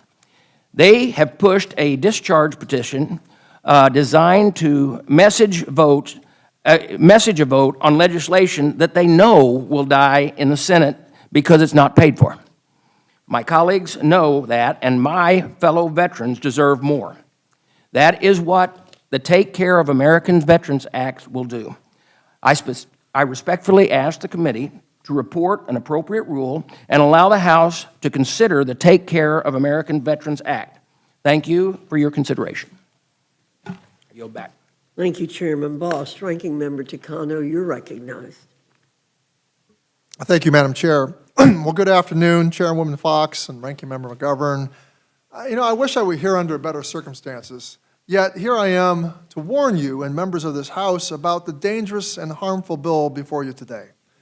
What my Republican colleagues have concocted, a bill they've completely, without irony, called the Take Care of America's Veterans Act, is the largest cut to veterans' benefits in the history of this country. Now, I wish I were being hyperbolic here, but I'm sadly not. Republicans are prepared to rip away benefits from at least 1.5 million veterans, including currently serving members of the military. Republicans are willingly taking tens of billions of dollars from veterans' pockets because they are too timid to do the right thing for our nation's veterans. They have argued that this is inevitable. My colleague, Chairman Boss, just said, referred to something inevitable, that it is necessary and that it is the only way. Emphatically, it is not, and they know it, and veterans know it. And even the Trump VA knows it, and has said so publicly when Republicans tried to pin this cut on the VA. Veterans are telling us they don't want this cut. Veterans service organizations, including Veterans of Foreign Wars and Disabled American Veterans, the Iraq and Afghanistan Veterans of America, and many others have publicly stated that they oppose this bill and reject the premise of its funding mechanism. We should reject it too. We cannot accept that the only way to fulfill our sacred promise to veterans is by taking benefits away. What makes me most angry is how cynical this legislation is and how cruel it is. This bill represents Republicans' response to the fact that we are just 5 signatures away from getting the Major Richard Starr Act to the House floor. Momentum is growing here and in the Senate, and their plan to tamp down that enthusiasm and stop the train on the #1 VSO priority is to cram a watered-down concurrent receipt section into a monster bill, slap benefit cuts and home loan fees increases on it, and then have the gall to call it the Take Care of America's Veterans Act. No, this bill is the Taking Benefits from America's Veterans Act, and I want to emphasize the word taking. What is even more confounding is that this bill takes benefits from veterans to pay for what the Department of Defense owes. Military retirement is a DOD obligation, and DOD holds the balance of what is owed to veterans who were medically retired due to combat injuries. So why are Republicans insisting on siphoning money away from veterans to pay for the Major Richard Starr Act? This stands in direct contradiction to what Chairman Boss told this committee the last time we were here, and what he said on the floor numerous times. He loves to boast that as a veteran himself, he would never do anything to harm veterans. We know that isn't true because of the very bill we have before us today. Now, how is it okay for DOD to reach into veterans' pockets, past, present, or future, to pay for this bill? It makes no sense in any context. The House has reached new lows this Congress, but this is a new low for our committee. A totally partisan bill drafted in secret, no discussion, no negotiation, no collaboration with VSOs and stakeholders, no legislative process or markup on a massive 600-page bill.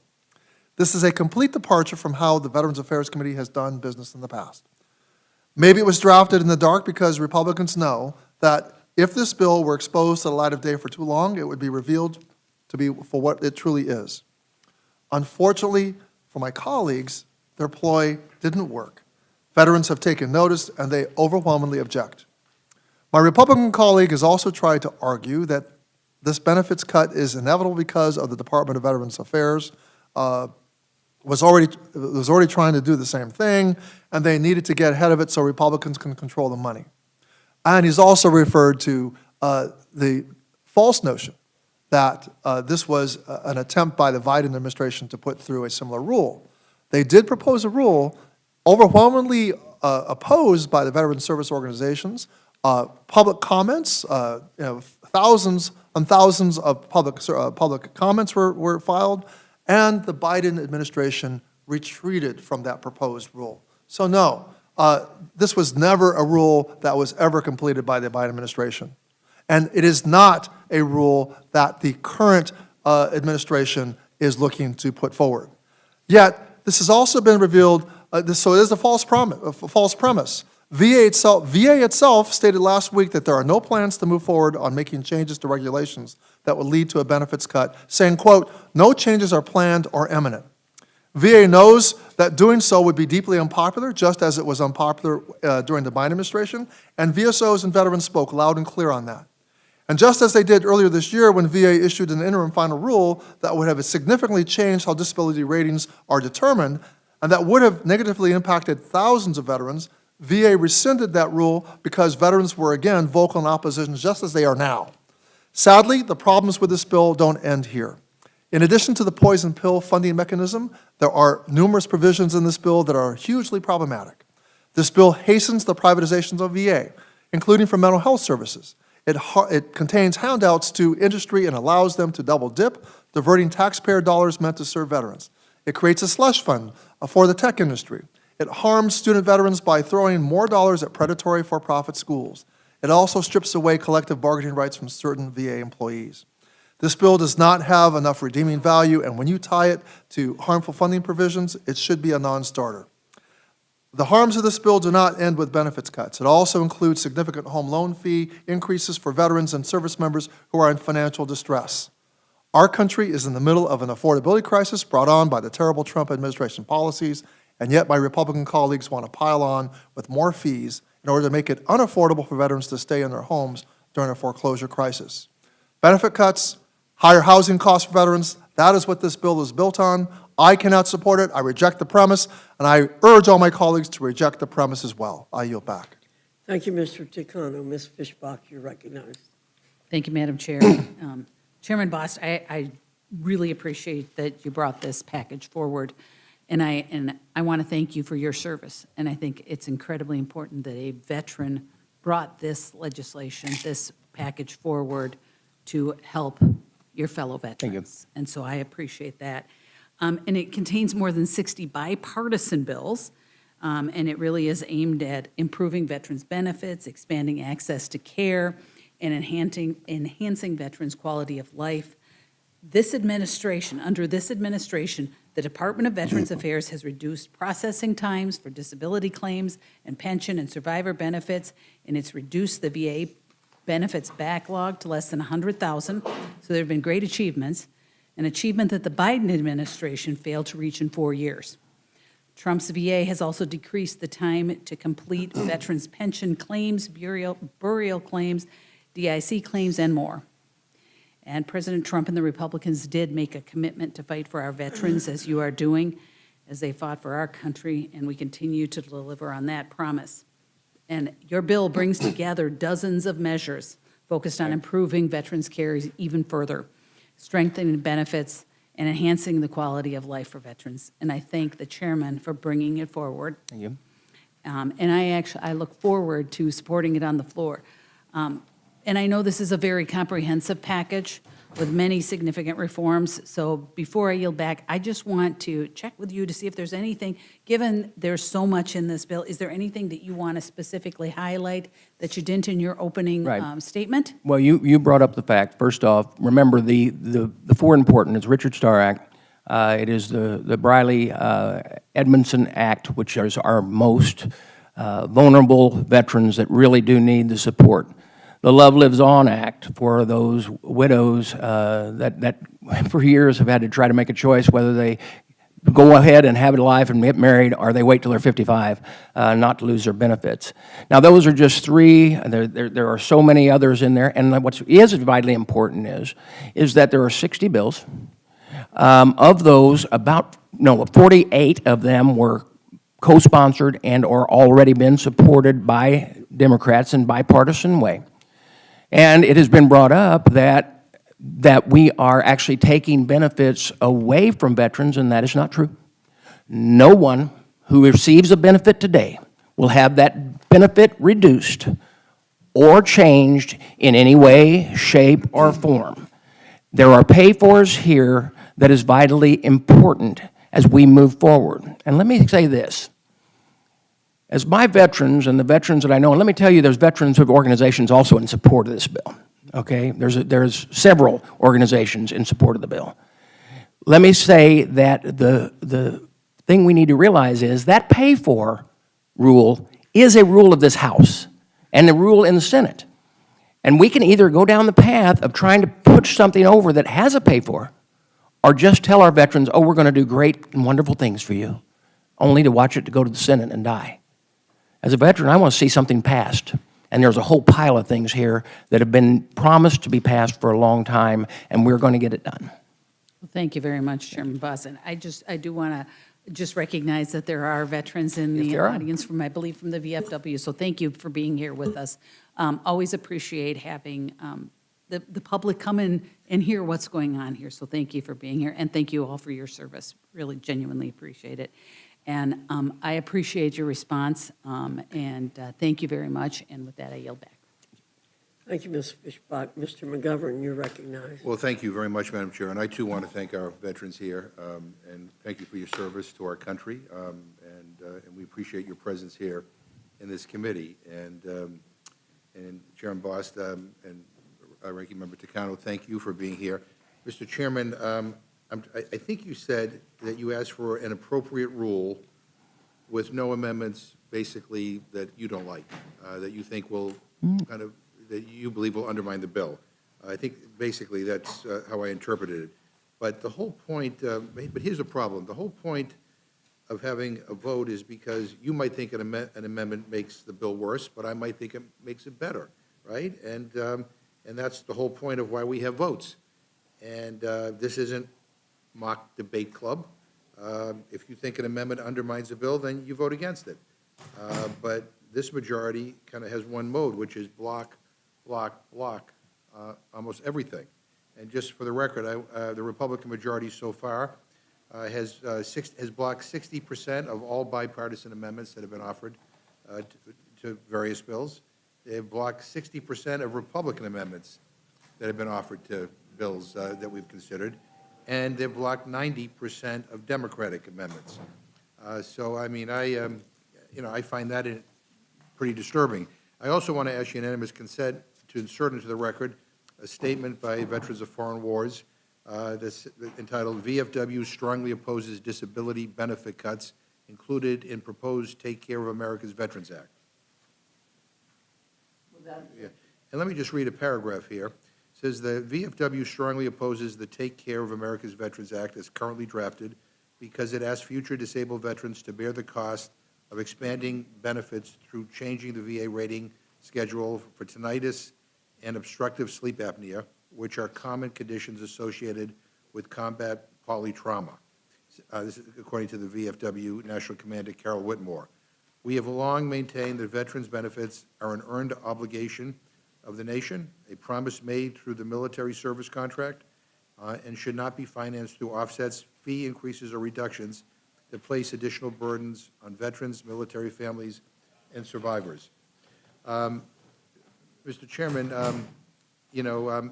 I assume you've seen the latest cost estimate by the Congressional Budget Office, which says that your bill would be a net $1.3 billion cut to benefits for veterans.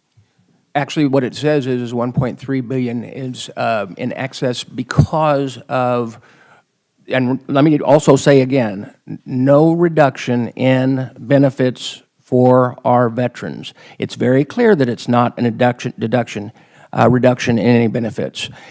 The proposal that we're using truly was and is a Biden-era proposal that this administration actually set before us in committee and said they were going to implement it.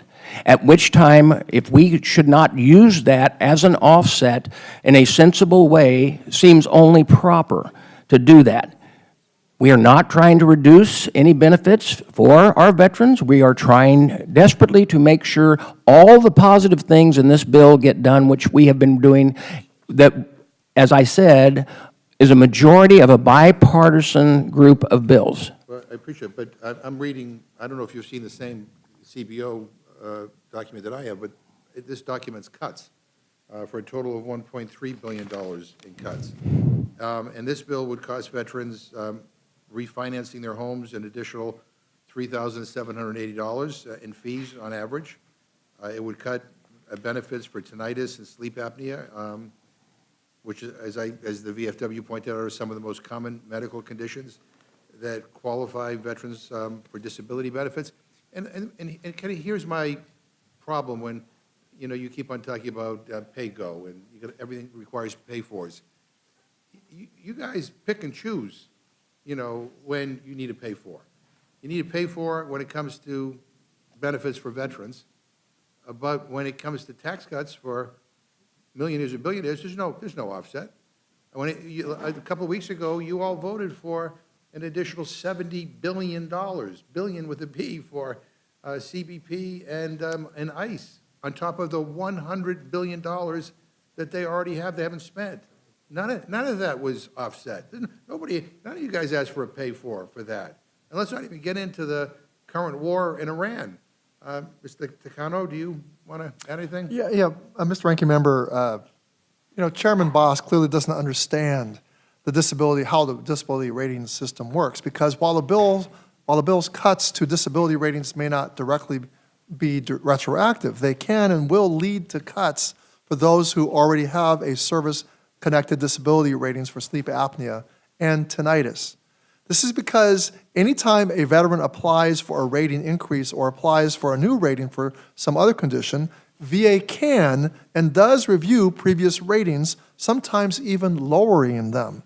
So when he says no veterans' ratings are subject to any danger, he's not being actually accurate. It's foolish to think that VA won't apply the new rules that statutorily we're being asked to put into effect for sleep apnea and tinnitus when veterans have their ratings reviewed.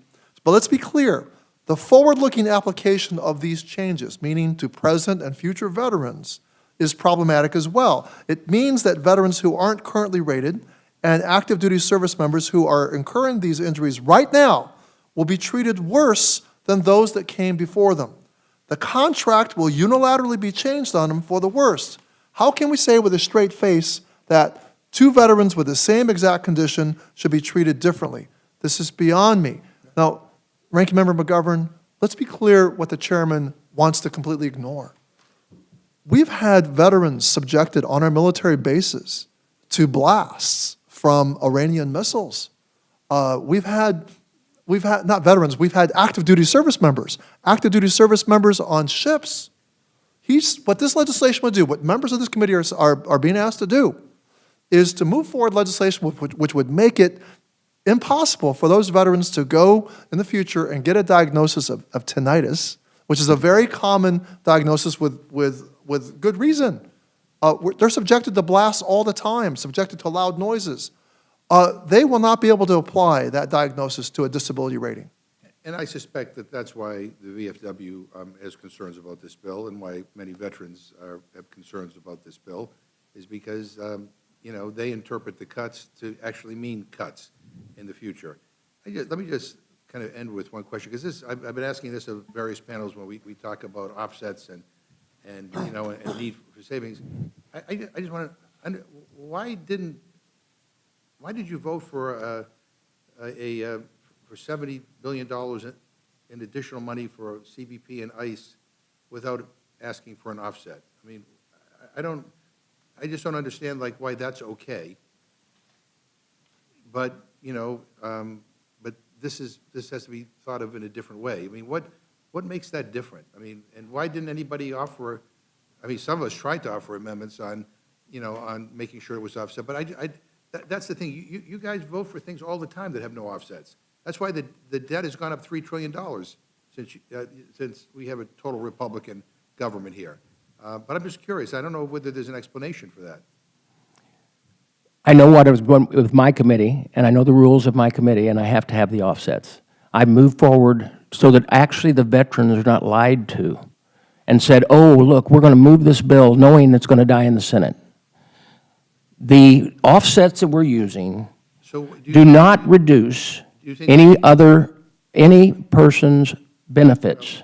Well, we've heard that it would impact certainly future. Well, you've heard from his side, now you're hearing from my side. We've also heard from veterans. And I hear from veterans that say they understand this offset. So they understand this. We can't say that all veterans, because if you look at the groups, with all due respect, If you look at the groups that are in support, many VSOs organizations are in support of the legislation.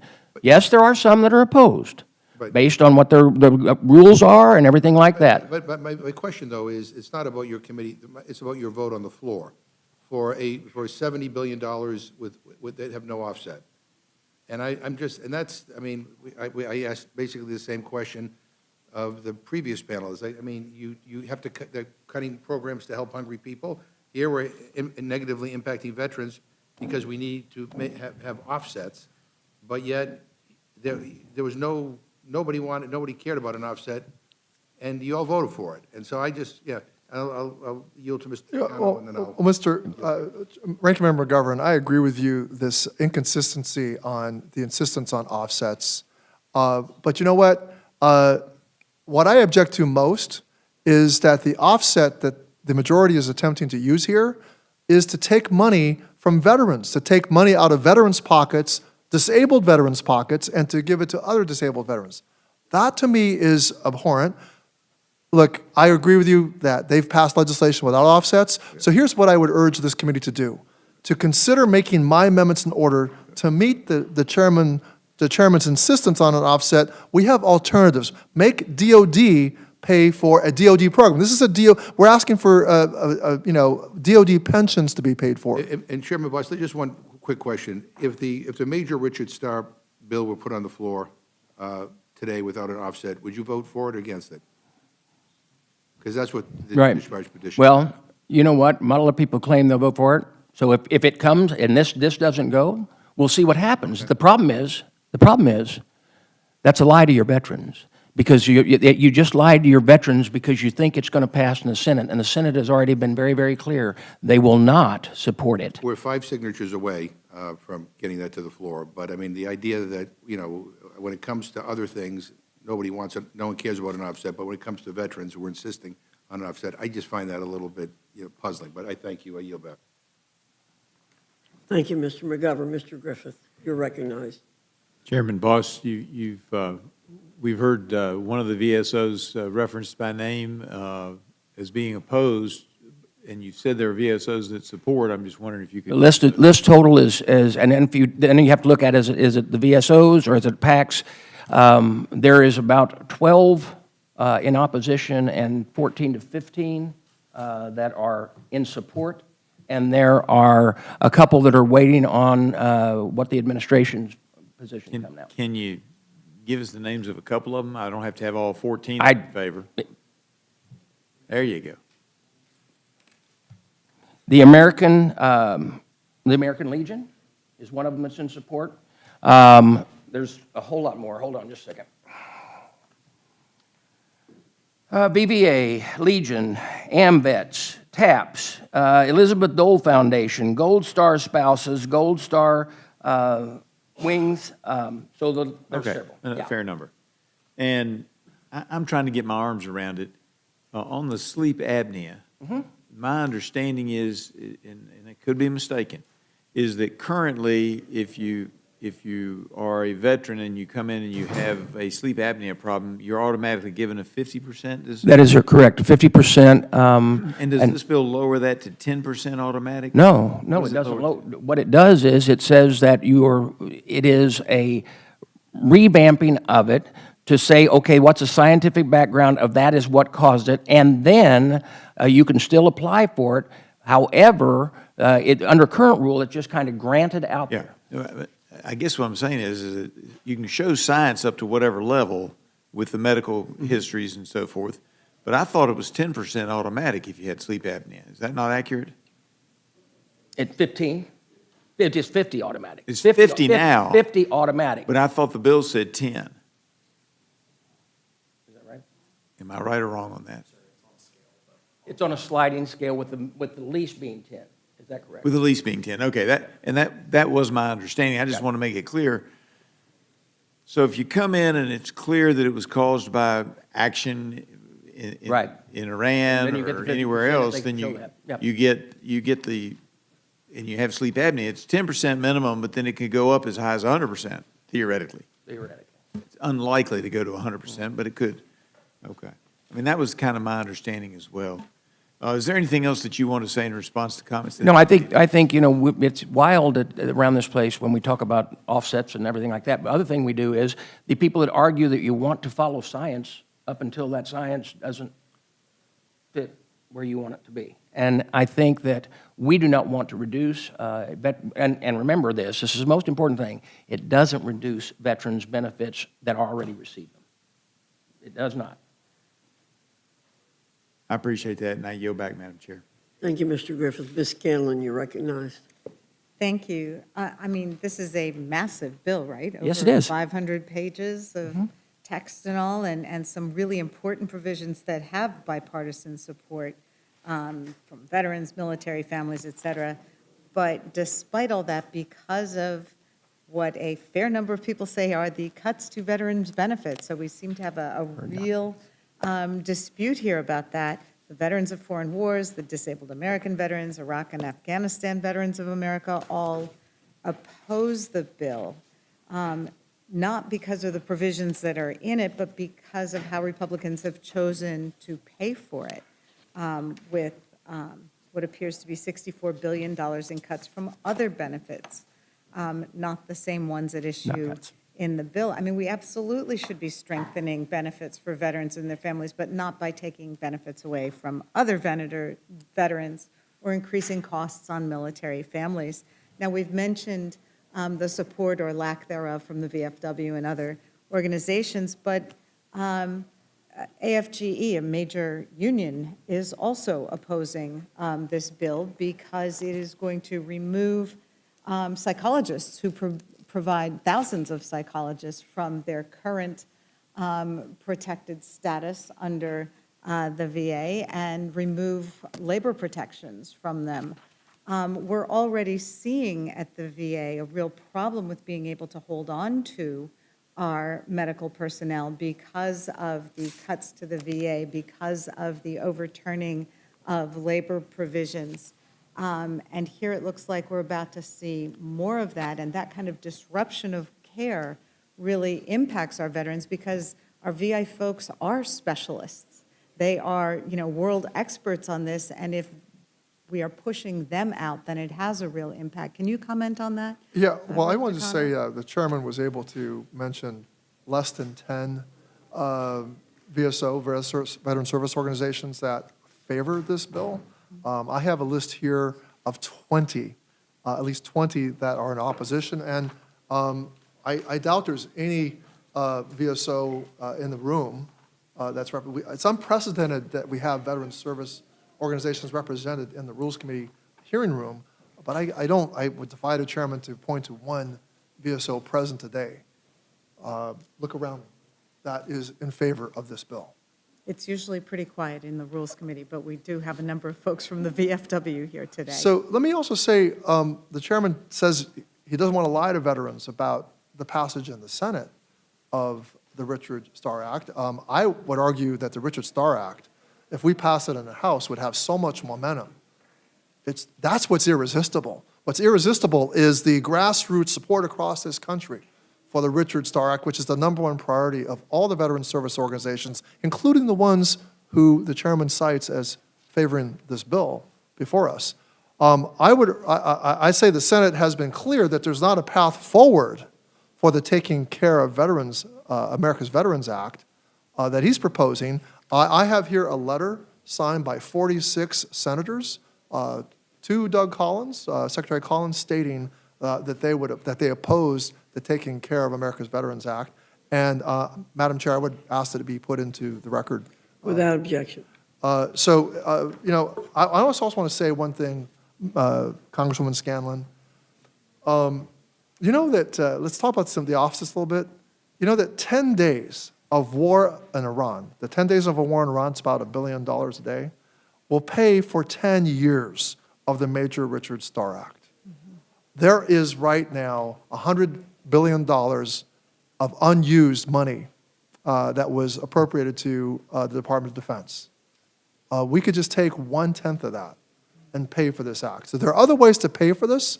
I have amendments that I wish would be made, that I hope would be made in order.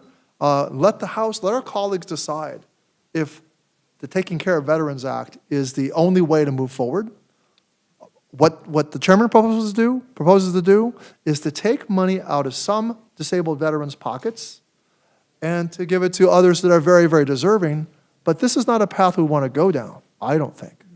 I think we have alternatives to pay for this. We don't have to pay for it in this way. And as Ranking Member McGovern says, there are other instances when this body, the majority that governs this House, has decided that we don't need offsets. So anyway, I yield back. Well, I'm really concerned about the impact on service because we've already seen a great deal of impact on the medical personnel who provide services to our veterans in our area between layoffs, cuts, and squeezing the folks who do provide those services. I understand that there are also issues created by this bill concerning increasing home loan costs for service members and veterans. And that one really concerns me because, I mean, we're seeing this housing crisis across the country. And is this really a time when we should be putting more home loan costs on our veterans who've already served us so well? Well, thank you for asking that question. You know, I'm disappointed that the majority canceled a economic opportunity subcommittee hearing on this very issue. We had with us planned to have witnesses testify about the imminent danger they are of losing their homes. Why? Because the majority and the secretary ended the VAST program.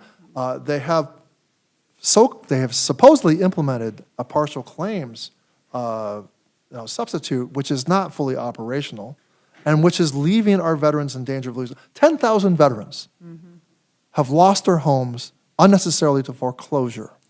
And what this bill does before us today is increase the burden on our active duty. So our active duty service members are eligible for the Veteran Home Loan Program. Right now, what this majority is proposing to do is ask Congress to vote to increase the burden of the fees that our active duty service members have to pay for their GI Bill loans. I think this is unconscionable. At a time when housing costs are high, we expect the Federal Reserve probably to raise interest rates. This is going the opposite direction to help our service members and veterans afford homes. Certainly a big concern as we hear from too many service members who have trouble affording food and housing for their families. So to see this going in the wrong direction, as you suggest, is really, really concerning. So thank you for your work on this, and I'll You're welcome. join you in Thank you. opposing the bill. I yield back. Thank you. Thank you, Ms. Scanlon. Mr. Jack, you're recognized. Thank you, Madam Chair. Mr. Chairman, want to ask you at the outset, how many bills are tucked into this overarching legislation? There are 60 proposals that have already, many of them have already been moving through the process either this year or years before, and 48 of them are bipartisan in nature. Matter of fact, if you add up the amount of sponsors on these bills, there are over 500 Democrat co-sponsors of those 48. So this is truly a bipartisan bill. And if you could help define for this committee, when members of Congress are considering this legislation later this week, once we pass the rule, what are people voting against? If a member of Congress votes against this bill on the floor, what are they doing? Right. What you're voting against is, one, the correction that would need to be done as far as the Richard Starr Act, which is one of the major issues that we're trying to deal with here. Two is you're voting against the increase for the first time in decades to those most disabled veterans, but quadriplegic, paraplegic, that have 24-hour care in their home, their families, whether it's a spouse or whether it's mothers and fathers, other family members have to take care of. You're voting against that. And you're voting against an increase in the benefit of the surviving spouses. You're also voting against the opportunity for the widows and our widowers of that person that gave all from getting remarried without losing their benefit until they're 55 years old. And when you start looking through all of those bills, those 60 bills, you put those are huge things to our veterans. Now, we are doing what's right, and what's really important is that you're not just telling the veterans in a political way, oh, yeah, see, I voted for that. And then they're wondering next year, man, why didn't that happen? This time it will happen if we get it through. Madam Chair, I yield back. Thank you very much, Ms. Leisure Fernandez. You're recognized.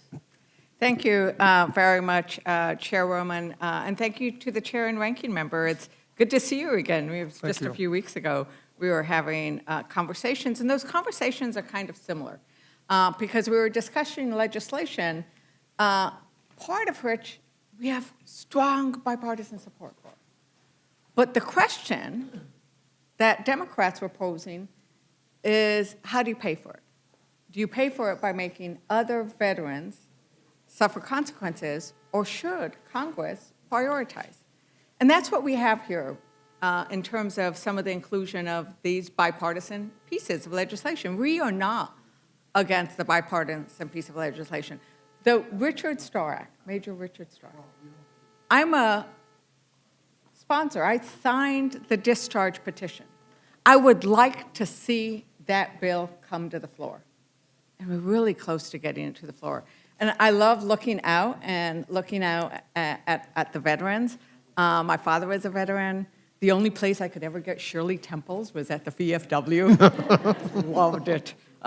My sister and I had to share one, and they would give us 2 cherries, though, so we were always really happy. How many veterans are in the room, if I could have a raise of hands?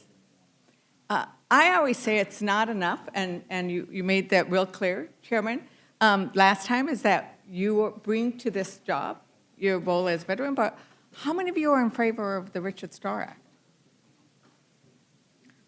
I want to recognize that, have the record show that I think every single veteran in the room is also in favor of the Major Richard Starr Act. Chairman, are you also in favor of the major? Oh, have you signed the discharge petition? You have not signed the discharge. I have not signed the discharge position. One, I'm chairman. Two, is that it is vitally important to make sure that whatever we do, that we pay for it. And the reason I say that is because if we give up and not pay for and continue down the path that we continue not paying for, everything that these veterans fought for behind us is for naught if China owns our debt. Because I got a feeling if China owns our debt, they won't take care of our veterans. So I find that very interesting because, yes, last time we were in session, did you vote for a Reconciliation 2.0, which was $72 billion? Yes, I did. And how is that being paid for? Through the same process as you know, and when those bills come before us, if you want to vote for it. The same process as what? Well, let me tell you that as far as our committee is concerned, we are required to have pay for it. Okay. And so as chairman, I have a responsibility. So may the record reflect that the chairman voted for a bill that was $72 billion that is not paid for. $72 billion that is not paid for. He voted, and last God, how long has it been? Almost a year ago, for a bill that was paid for, but it was paid for on the backs of veterans' entitlement to nutrition assistance, of Medicaid, and so many other things. But just the last time we were in session, $72 billion that were not paid for, but he won't move to the floor a bill that every veteran in this room supports, a bipartisan bill that every veteran in this room supports. Now, that is your bill, isn't it, Ranking Member Takano? The Richard Starr Act. Actually, it's a bill that I have. Your discharge petition. I've discharge petition on. It's actually Dr. Ruiz and Bill Arakis' bill. But let me say, look, yes, you make a good point about how the majority has spent tens of billions of dollars without having it being paid for. And the chairman wanted to go off onto a tangent about China and that they hold our bonds, our U.S. bonds. But the fact is, he has voted for tens of billions of dollars for that to happen, but is insisting on paying for this particular bill by reaching into the pockets of disabled veterans. That's what I find so galling. I mean, he will rail about, like, doesn't want to see us go into more debt and have it be financed by China and other countries. But when it comes to taking care of veterans who, present-day veterans that are fighting for us right now in the Gulf, they're not going to be able to go and get their tinnitus be recognized as a percentage of their disability rate. They're not going to get their sleep apnea, which can range. Now, it's not true that automatically it's 50%. But look, this is the first time in history that we are trying to put into statute, that Congress is trying to decide something which should be decided by professionals and medical professionals. We're now getting into the business of deciding what should be counted as a disability. That's kind of a ridiculous debate to be having. So I think I want to just make sure that the American people know how ridiculous this Congress is being, how the majority is being. We should not be legislating into statute, which is very difficult to remove, how disability ratings are going to operate from now on. And especially when what's at stake is what our brave men and women right now, whose lives are in the balance in the waters around Iran, that's who we're talking about. We're saying that, oh, we're going to treat these veterans in the future differently than present-day veterans, and that is what I think really riles our veteran service organizations. By the way, I just want to add to the record this letter from 7 VSOs in opposition, including the disabled veterans who are also in the audience along with the VFW.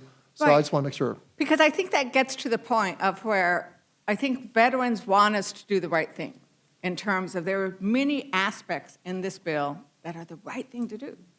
But I would venture to ask again of the question of the veterans in the room, does anybody want them to see benefits cut? No? Does anybody want to see Congress making the decisions about disability benefits? I don't see anybody in the room, Chairman Boss. It's not that you have your back to them, you have your face to us. But if you turned around, you would see, you'd see the veterans shaking their head. They do not want to see their disability benefits cuts, but that's what this does. But you're saying their benefits are being reduced, they are not. Oh. They are not. I think that I would like to enter into the record, Madam Chair, a article dated June 16, 2026 from the government executive titled GOP's VA Overhaul Bill Narrows Some Employees' Rights, Spurs Privatization, Union says.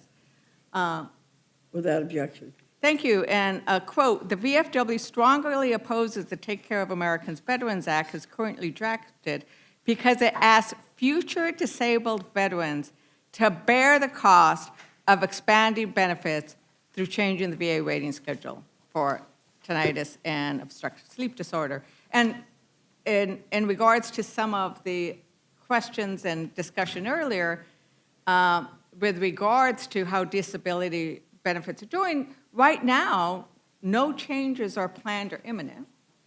Right. Right? The VA is Still the reviewing. majority has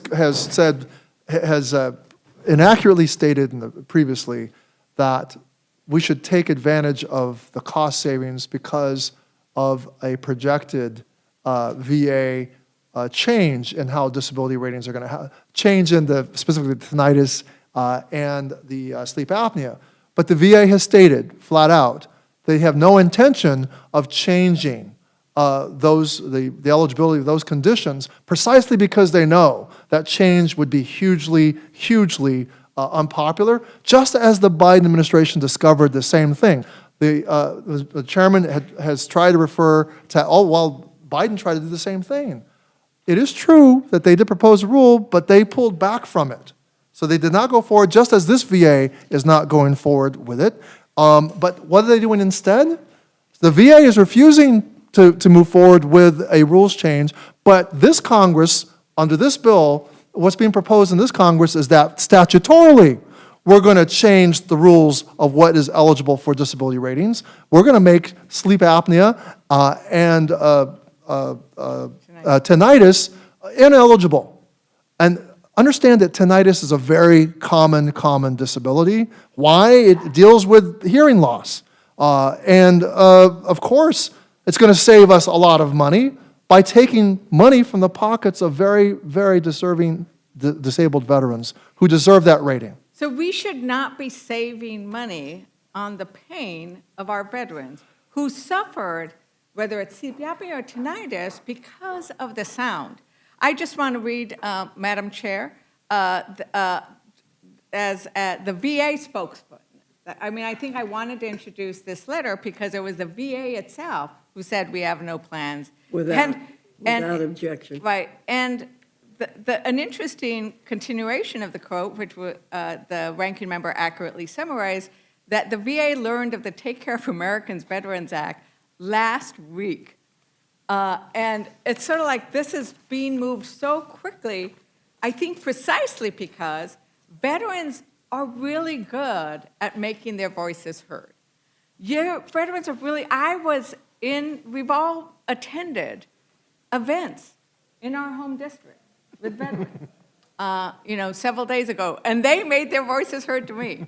They like what you're doing here with your discharge petition. They do not like, and they are opposed to having veterans lose benefits, whether it's housing or any other benefits, in order to pay for other benefits. That is not how it works. You do not say thank you for your service and then take away some of the benefits that you've earned. These are not giveaways. These are not gifts. Veterans have earned this. And I think we should all be in opposition to this thrown together impact, which does have some bipartisan bills in it, but the way they are paying for it is outrageous, and I think a disgrace. There are a number of poison pills in this bill because of the process it's been inserted. Yes, there are some bipartisan elements of this bill, but there are a lot of poison pills in this bill that have not been duly considered. Thank you very much, and with that, Madam Chair, I yield back. Thank you, Ms. Leisure-Fernandez. Mr. Bost, I think you might want to say some things Yes.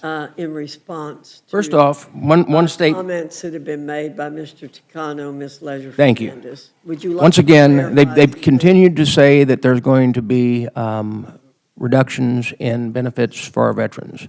There is not going to be reductions.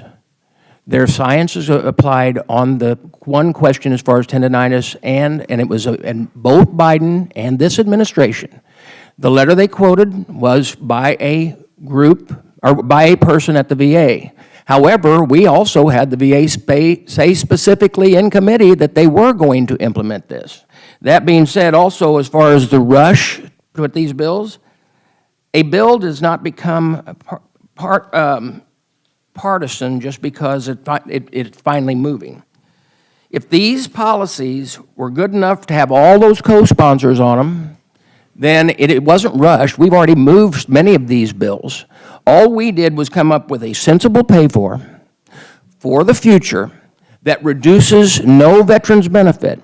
I think we should also say that in our last hearing, whenever we talked about a pay-for and we talked about the home loans, the advantage is that it does not put a fee on any veteran. First off, at a veteran's disability rate, they have to be under a certain disability rating. Two, it is not on their primary loan, it is on a refinancing of the loan, and it's an $8 fee per month. Let me tell you that another pay-for that they don't mention is that in here, we also now make it easier for those who are veteran, or those who have served in National Guard and Reserve, rather than having 90 days of either Article 10 rating, they only need 10. Which gives us a tremendous amount of people also participating in that loan that helps offset that. That's not reducing a benefit, that's actually adding a benefit. And so all we're doing is using those things that were available to offset this bill.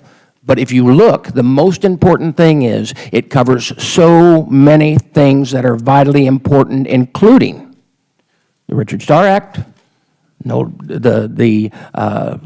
the spouses of our veterans who could not receive or would lose their benefit if they married before 55. You've got also your Briley and Edmondson Act, which is our most vulnerable to provide for. Veterans sometimes disagree, as we can show you that the veterans organizations, certain ones for, certain ones against. But the package itself is a long-term benefit for our veterans and will be done. A lot is being said in the press these days about how few days we have available to us. You have the legislative days available to us and to the Senate. You have 60 bills here, 48 of them that are bipartisan. You've already indicated that if this bill does not pass, with this package does not pass, it is unlikely that any of the things that everybody agrees on will pass in this session. Is that correct? That is correct, yes. So I've yet to see a perfect bill here in the House of Nor have I. Representatives. My first bill here was to benefit active duty military. It was called the HERO Act. It allowed members of the military to put combat pay, which is non-taxable, into an IRA. I had a young soldier in my district who wanted that. We passed it out of the House with, I think, 4 people voting against it. I think it was 4. Went to the Senate. The Senate wanted to make it retroactive. But even in those days, no, you couldn't do that because we had pay-fors. You could make things prospective without a pay-for. And we finally got that bill passed after it sat in the Senate for almost a year by getting the Senate to not make it prospective, but just apply to people current, going forward. That sounds a lot like what you're doing to me. Right. And I'm very concerned about the 48 bipartisan bills that you have that won't get passed in this session of Congress At all. if this bill isn't passed. Correct.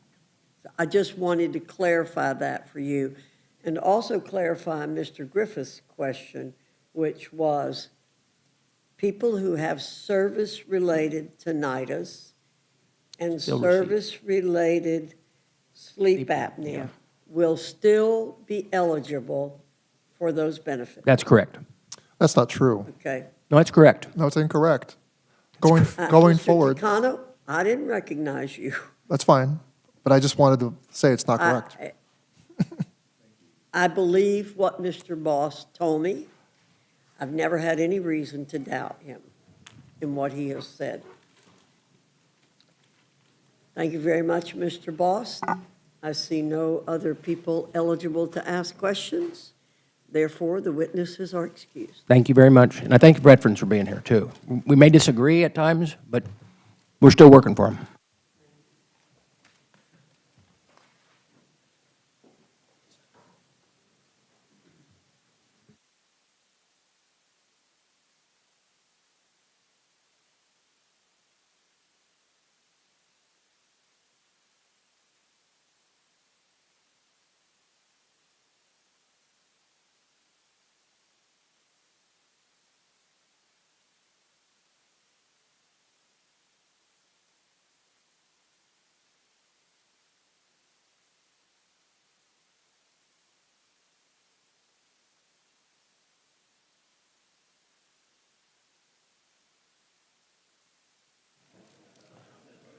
Chairwoman Foxx, you got a full committee today. You have a full committee today. Thank you. You're recognized. I am. It was a little hard to hear. Thank you very much. Thank you, Chairwoman Foxx, Ranking Member McGovern, and members of the committee. And thank you for the opportunity to testify today on H.R. 1181, the Protecting Privacy in Purchases Act. This legislation addresses a fundamental principle that should unite every American, regardless of party. Law-abiding citizens should not be monitored, tracked, or profiled by the government simply for exercising their constitutional rights. However, under the Obama and Biden administrations, we saw that federal financial regulators and their agencies blurred the lines between legitimate law enforcement and surveillance of ordinary Americans in dangerous ways. Take, for example, the House Judiciary Committee's 2024 report that detailed how federal law enforcement agencies engaged in broad financial surveillance of Americans and pried into the private transactions of consumers. This was not based on specific evidence of criminal conduct, but instead relied on sweeping searches of financial data that touched on constitutionally protected political and religious activity. The report found that the federal officials encouraged financial institutions to use keyword filtering, transaction monitoring, to identify Americans based on search terms such as MAGA or Trump. They also flagged book purchases, including religious texts, and transactions involving firearm-related products as indicators warranting scrutiny, including at places such as the Bass Pro Shop or Dick's Sporting Good. Think about what that means. An American who buys a Bible or purchases hunting equipment at an outdoor sporting goods store has unique scrutiny by the federal government. None of these actions, of course, are crimes. None of these activities justify government suspicion. They're lawful expressions of rights guaranteed by the Constitution.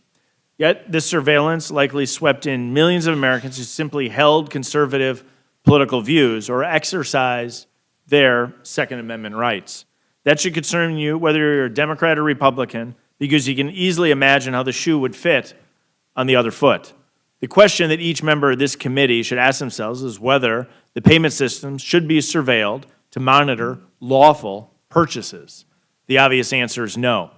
Unfortunately, this is part of a broader pattern that many of Americans have watched develop over the years. From Operation Choke Point to the debanking of the digital asset sector, we have seen repeated attempts to use the financial sector as a political tool for monitoring and discouraging lawful behavior that some in government may disfavor. That's why H.R. 1181 is so important. The bill establishes clear guardrails to prevent payment card networks from requiring retailers to use a separate merchant category code solely because they sell firearms or ammunition. It protects Americans from the creation of financial tracking systems that could be used to identify, monitor, and profile citizens based on lawful purchases. Importantly, H.R. 1181 does not prevent law enforcement from investigating crimes. It does not shield illegal conduct. It simply ensures that Americans are not treated as suspects because they engage in legal commerce, exercise their constitutional rights, or hold views that some in Washington may not agree with. Americans shouldn't have to worry that legally purchasing a firearm will place them in a government database or trigger enhanced scrutiny. The Constitution does not condition our rights on government approval. Americans do not surrender their privacy when they make a lawful purchase. H.R. 1181 is a common-sense measure that protects privacy, safeguards civil liberties, and reinforces the constitutional principles that define our nation. Thank you, Mr. Chairman. I yield back. Gentleman yields back. Now recognize Mr. Green for his 5 minutes for an opening statement. Thank you, Mr. Chairman. I thank the ranking member, thank all of the members of the committee as well. And I would rise today in the name of the mothers and fathers who have laid their children to rest as a result of senseless gun violence. I rise in the name of the children who've had to look over into the casket and see their parents who have been killed by gun violence. I rise in the name of liberty and justice for all, as extolled in the Jeffersonian Independence Declaration. And I believe and urge this committee to oppose this bill, which limits efforts to combat gun violence. And let's start with a few statistics. Americans are 26 times more likely to be shot and killed than if you lived in any other high-income country. On average, 327 people are shot in the United States daily. This includes 23 children who are shot daily. On average, 117 people die every day in the United States because of senseless gun violence. Now, a few states, including California, New York, and Colorado, have taken action to require payment card networks to use a merchant category code, or MCC, to distinguish firearm retails from other types of retailers. Many different types of retailers require this unique MCC code, including florists, barbershops, art dealers, automotive tire shops, and even candy stores. While those don't reveal the individual goods are purchased, they can indicate an unusual large purchase at a type of business that might reveal a risk. This information could be used to help law enforcement track suspicious purchases to prevent even more gun violence. We really are at a point where continuing to do nothing is not a very good option. In fact, it's not a good option at all. Leading gun safety groups, including Brady, Community Justice, Every Town for Gun Safety, Giffords, Guns Down America, and Newtown Action Alliance, have sent a letter to urge members to vote no on this harmful legislation. And I might add, in some cases, it will be deadly harmful. Madam Chair, excuse me, Mr. Chair now, pardon my commentary, please. I ask unanimous consent to enter the letter from these various groups in the record. Without objection? I also, thank you, Mr. Chair, I also ask unanimous consent to enter in the record letters that I have sent to the equivalent of our Chamber of Commerce in Houston, Texas. It's called the Partnership. These are letters that I've sent over the years, since 2022. These letters are indicative of something that I believe to be very important: a request to meet with the partnership to discuss gun violence. Hundreds, if not thousands, of people are addressed in these letters. I actually list violent activities that have occurred, mass shootings, and I have not been accorded an opportunity to speak to the Houston Partnership about the gun violence. I ask that these letters be submitted and received into the record, Mr. Chair. Without objection. Seeing none, so ordered. Thank you. In their letter, and I'm talking about the letter from the many organizations that I referenced, they quote, "We write in strong opposition to H.R. 1181, the Protecting Privacy in Purchases Act. This bill would make it easier for mass shooters, gun traffickers, and even terrorists to abuse our financial systems, to stockpile firearms and ammunitions undetected." They go on to note that between 2007 and 2018, credit cards were used to finance at least 8 major mass shootings. One of those included the shooting at the Pulse nightclub in Orlando, Florida. Stepping aside from the letter for just a moment, I went to Orlando, Florida after the Pulse shooting. One standing in the area where the shootings took place would have tears to well in your eyes, understanding what took place. A dastardly deed that took lives. 49 people were killed. 50 more were injured. Just days before the shooter opened fire, his internet search history included the terms credit card unusual spending, FBI in quotes, and why banks stop your purchases. He had opened 6 new credit card accounts in the 8 months prior and 12 days before the shooting, spent more than $26,000 on things like a rifle, a semi-automatic pistol, several large magazines, and thousands of rounds of ammunition. Before this, his average monthly spending on his single card was about $1,500.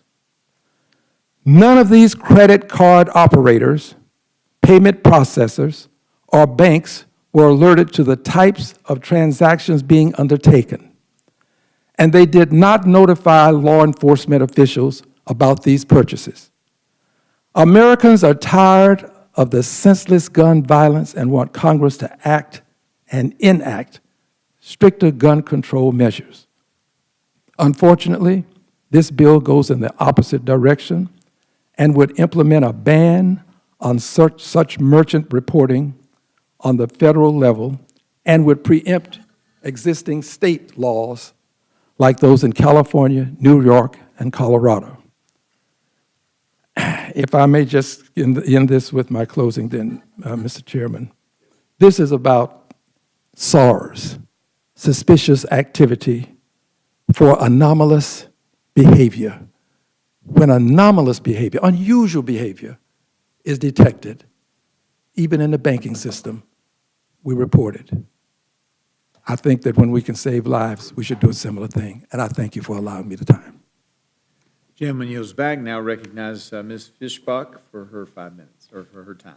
Thank you, Mr. Chair. And Mr. Stile, I just want to yes or no, but the purpose really of this bill is to prevent a firearm-specific merchant category code, MCC, and that's the 4-digit code that identifies a retailer type. So is that correct? Because we strayed a little bit, and so I wanted to make sure that we were focused on what was actually in the bill. Yeah, no, that's exactly right, Representative Fishbach. Okay, because, more and more recently, gun control advocates have called for a firearm-specific MCC that would allow financial institutions and credit card companies to track firearm and firearm-related purchases.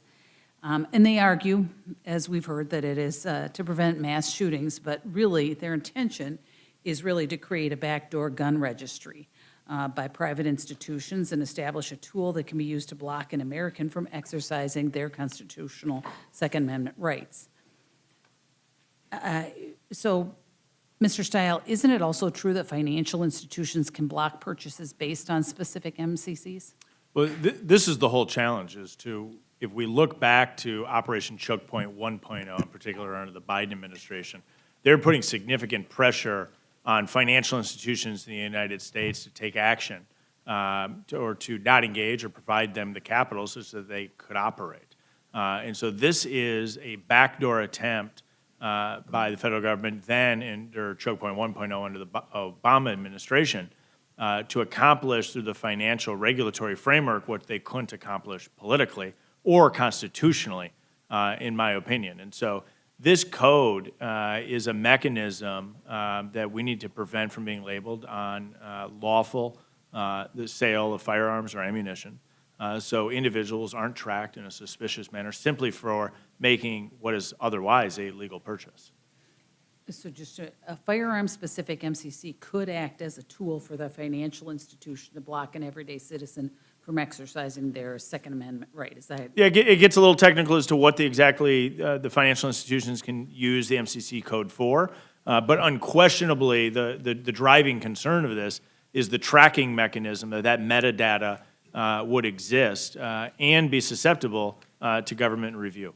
Okay, well, thank you very much, and I just to sum it up, a firearm-specific MCC would not prevent mass shootings, but it would create, in essence, a national gun registry and allow financial institutions to block Americans' Second Amendment rights. Is that fair It's summary? pretty clear. There are those in the federal government, in particular previous administrations, that don't share our belief in the importance of the Second Amendment, are looking for backdoor avenues to stifle the ability of the private sector to actually produce and sell these types of firearms legally. And this is the mechanism that they have tried to utilize. It's the exact reason why this legislation is so important. And Mr. Stile, I think to kind of reiterate what you said, is they couldn't do it one way, so they're trying it this way. So I thank you, and I yield back. Gentlelady yields back. Now recognize the ranking member, Mr. McGovern, for his time. Yeah, no, I'm just trying to understand some of the facts here. I just looked online, and for MasterCard and Visa, I mean, there are hundreds, literally hundreds of different, quote, merchant category codes. Are you aware that there's a code for florists? I didn't know florists, but Yeah, there's a there very is. significant large number of codes. Yeah, and there's a code for cigar stores. There's a code for massage parlors. Did you know that there's even a code for dating and escort services? And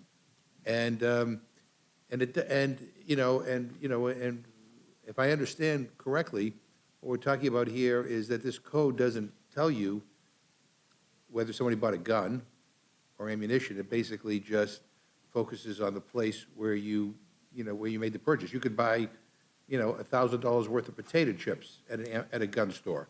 And so it doesn't tell you what you buy. But I guess my question to you, Mr. Stiles, is when it comes to gun and ammo dealers, suddenly they need Republicans in Congress to step in to make a special exemption just for them.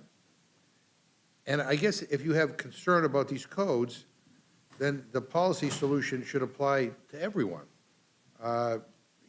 Not make a special carve-out for your friends in the gun industry who, quite frankly, support the Republicans generously financially. I mean, it reeks of like a payoff to a special interest, payback to a special interest.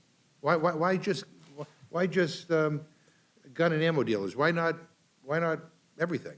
I actually think the answer to that, Ranking Member McGovern, is rather straightforward. These MCC codes have been abused by Democratic administrations. So this is not about telling the free market exactly how they should or should not utilize the MCC codes, which you noted there's a large number of them. The concern is the abuse we have seen through previous Democratic administrations to utilize these codes to drive forward a political agenda against Second Amendment rights. I don't want to be lectured on political agendas and political vengeance from anybody who supports the current administration, because of what they're doing. But I would just simply say, going to Mr. Green's point, I mean, if somebody walked into a gun and ammo store, and bought, this exorbitant amount, I mean, we don't know what they're buying, but an unusual, high tens of thousands of dollars in purchases, I don't know. I mean, that might be somebody going in there to do something terribly bad. I mean, you talked about the Pulse nightclub. You talked about the other instances where this has happened. I mean, I guess I'm just so sick and tired of every time there's a mass shooting and a massacre that we come to the floor and you guys have a moment of silence and then we move on to the next thing, and don't do a damn thing about preventing mass shootings, which unfortunately are a regular occurrence in this country.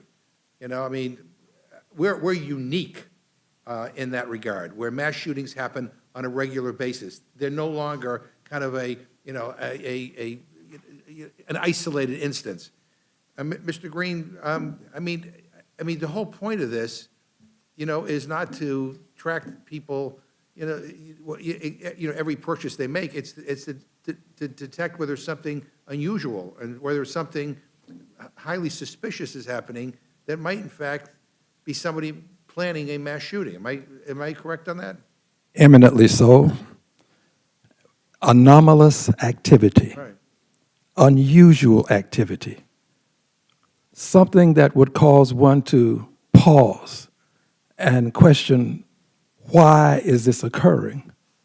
I think that we ought to note also, if I may say so, Mr. Ranking Member, this notion that codes have been abused. We have a president that abuses the Constitution. Yeah, I mean, And we're not going to eliminate the Constitution because he abuses the Constitution. Why eliminate the codes? This is no back door to anything. It's a front door to saving lives. At some point, we have to do more than have moments of silence. yeah, I agree. I mean, we have a president right now who's trying to prosecute people for hanging out around the reflecting pool, for God's sakes. I mean, talk about, nuts. That's kind of where we are. But I mean, I just like, I mean, I'll be honest with you, with all this going on in this country, people can't afford their groceries, people can't afford their rents. Gas prices are still too high, inflation is still too high. I mean, all the stuff that's going on, and we had the chairwoman basically say before she left that we only have a few days that we can legislate because we're going to be in recess and people aren't going to be here. So, we got to get stuff done right away. That this is the priority? I don't know. I mean, I don't know. We just don't, we don't share the same values. And I just think it's ridiculous that we're wasting time on this. But in any event, you guys are in charge of all of government, so you can do whatever the hell you want. I yield back. Gentleman yields back now. Recognize the gentleman from Georgia, Mr. Scott, for his time. Thank you, Mr. Chairman. I think that it's pretty clear if you watch the testimony that they, from the Democratic standpoint, they do want these codes so that they can track the purchases of firearms. That's what Mr. McGovern pretty much just said. Mr. Stile, I've got a couple of other things to say, but before I go any further, I want to give you an opportunity to speak for just a few minutes. I don't have many other questions, but the debanking of the firearms industry was real, and it's bigger than just this. It's the debanking of the whole industry. I know manufacturers whose banks were pressed to cancel their loans. This is a really important point, Mr. Scott. I appreciate you flagging it. Is the bill doesn't stop regulators from combating illegal activity. What we're trying to prevent is regulators from going after legal activity that's constitutionally protected. And the evidence is incredibly clear. The Biden administration, in Choke Point 2.0, demonstrated regulators compelled financial institutions to try to cut off services to lawful industries like firearms. So thank you very much. Is we see this, you see the Biden administration drive forward their agenda in Choke Point 2.0. You see the Obama administration in Choke Point 1.0. We know that these MCC codes are a mechanism that can be utilized by administrations that don't believe in the role of the Second Amendment like you and I do, Mr. Scott. And that we hear time and again about what this is. This is, again, it's not about preventing people from combating illegal behavior. We should be encouraging combating illegal behavior and enforcing our laws on the books. This is about really preventing your federal government from targeting legal activity that an administration simply disagrees with. Well, I put in quotation marks a couple of the words that were used from my Democratic colleagues, who I respect, and just have a different opinion on this. But the words they used literally were law enforcement to track. And we have a Constitution in the United States of America, and unless law enforcement has probable cause, they do not have the right to track your purchases. And this is why the backdoor aspect of this is so important for people to understand what is actually taking place. We saw the Obama administration and then the Biden administration try to utilize the financial services industry in the United States to obtain the political goals, stifle the Second Amendment, and go after firearms dealers that they can't accomplish through the regular legislative channels. It was why when the ranking member pointed out that there are a large number of MCC codes, we're specifically interested in the MCC code that relates to firearms and ammunition dealers. The reason for that is because they have been targeted by the previous two Democratic administrations. There's a lot of work we could do to clean up. There's a lot of work we could do to clean up in the previous two administrations. This is focused in on making sure that we're protecting Americans' Second Amendment rights, which is constitutionally protected. Well, there's a lot of discrimination against firearms owners. I mean, you can go on Amazon right now and you can literally buy a bong to smoke dope, but they prohibit those of us who actually own firearms from being able to list. And I'm not talking about a gun. I'm just talking about accessories to firearms. A lot of accessories are not available, but you can buy stuff to smoke dope if you want to. I mean, it's just a sad day that America's gotten to the point that people think that dope is good and guns are bad. And, I look forward to the day when we get back to some sense of normalcy in this country. And with that, Mr. Chair, I yield the remainder of my time.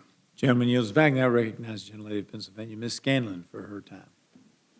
Thank you. Our Republican colleagues are claiming that this bill is about protecting privacy, but in reality, it's going to make it harder for law enforcement to do its job and for communities across the country who want to prevent crime and gun violence to do their jobs. It's one more roadblock that is thrown up by folks for whom the Second Amendment might as well be a death pact. One more roadblock to throw in the way of actually being able to combat gun violence, whether it's outlawing lawsuits against gun manufacturers, whether it's underfunding the Bureau of Alcohol, Tobacco, and Firearms, whether it's preventing the digitalization of records regarding gun shops. All of these things are roadblocks to actually being able to get a handle on gun violence in this country, and particularly gun trafficking. Merchant category codes, MCCs, are used throughout our financial system. There is nothing in the law or nothing that's been proposed that says that the merchant category codes will be turned over to the federal government. You have a law in the books saying there's no federal registry of gun owners or guns. The merchant category codes don't change that at all. Now, it's true that the government could get warrants if they go to a judge and they're able to prove that there's some reason to believe that crimes might be committed. We're big believers in warrants around here, except apparently when it comes to the FISA bill. But this just takes a tool away from federal law enforcement or from local law enforcement as well. And what we've seen in recent years is that when there's seriousness about addressing gun violence, our communities can make progress. In Philadelphia and Chester, two cities in my district, which has had historically high rates of gun violence, when there was the ability of law enforcement to work with community groups, with our merchants, with faith groups, and with folks on the ground, we've seen over 60% reduction in gun violence in communities that took it seriously. So we need to encourage this kind of strategic collaboration. Representative Green, what we're hearing here is that this is yet another area where firearms dealers should be given special treatment. Do you have any response to that? Indeed, I do. They should not be given special treatment. And you are, again, eminently correct. This is about really saving lives. It's about providing law enforcement with the tools that they can utilize to save lives. At some point, doing nothing becomes more than an option. It becomes a methodology by which we allow things to occur. I've been to the funerals. I've seen the bodies over in the caskets. I've seen the parents who have seen the natural order circumvented by having to lay their children to rest. At some point, thoughts and prayers are not enough. I'm a prayerful guy. I routinely wear a pin that says God is good all the time. I believe this. But I also believe that here on earth, as John Kennedy put it, God's work must truly be our own. This is our time. This is our moment. We can do something to circumvent some of the gun violence that takes lives, mass killings. I would add this also. There's been quite a bit said about the Biden administration. I sit on the Financial Services Committee, and I'm familiar with what is being said. But let's just for a moment put it aside and say this. We have law enforcement officers who commit crimes, but we don't want to end the police departments. We don't want to prevent law enforcement officers from doing their jobs. We have judges that have taken bribes, but we don't conclude that the judiciary is no longer fit to serve the purpose that we intended to serve.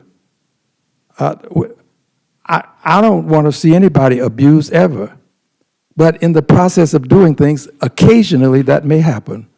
I don't say that it happened in the Biden administration, but what I am saying is this: if we do nothing, you will see more deaths. And when you see these deaths, I trust that you'll hearken back to this moment and realize that we could have done something possibly to prevent it when we have an anomalous activity, not just a usual course of business, but an anomalous activity where someone goes in and buys this unusual amount of guns and ammunition.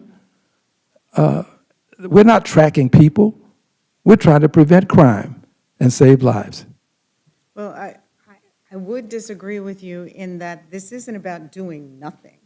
This is about actively impeding a tool that could be used to prevent mass shootings. And we've seen that there have been credit card purchases used in a number of mass shootings, and you mentioned the Pulse shooting, which was so devastating. So we're not talking about not doing anything. We're talking about actively impeding the ability of law enforcement to find a pattern, to track down a killer, and prevent shootings in the future. So I think it's actually enabling gun violence or the use of guns for violence, and just obviously May I just support the bill. But may I concur with you? I concur with you in every way. When I use the terminology "doing nothing," I mean that my dear colleagues on the other side, whom I have great respect for, would have us do nothing in the area of utilizing the codes. They would have us do nothing. Let's let this just go away. And if this just goes away, you're right, that is in a sense enabling. But they would have us do nothing and take law enforcement out of the game. Mm-hmm. Well, certainly law enforcement is not in the game when we are talking about merchant codes. Yes. It's simply one more piece, and it's just not giving Yes. preferential treatment to something which actually is a proven danger to the public. I yield back. Thank you. Thank you. Gentlelady yields back. Now recognizes the other gentleman from Georgia, Mr. Jack. No questions other than to say, Mr. Stile, you always testify well, and I also want to applaud my colleague Riley Moore, who authored this legislation, a freshman member of the House of Representatives who's done a tremendous job on Second Amendment rights, and very much appreciate your testimony. So with that, I yield back. Oh, please. If I can, I should have opened my remarks with the work of Riley Moore in this regard, in the importance of protecting Second Amendment rights. He's been a great leader in this, and I'm proud to be here on his behalf for his legislation. Thank you, Chairman. I yield back. Now recognize Ms. Ledger Fernandez for her time. Thank you, Chairman, and thank you, Chairman and Representative, actually, the two representatives.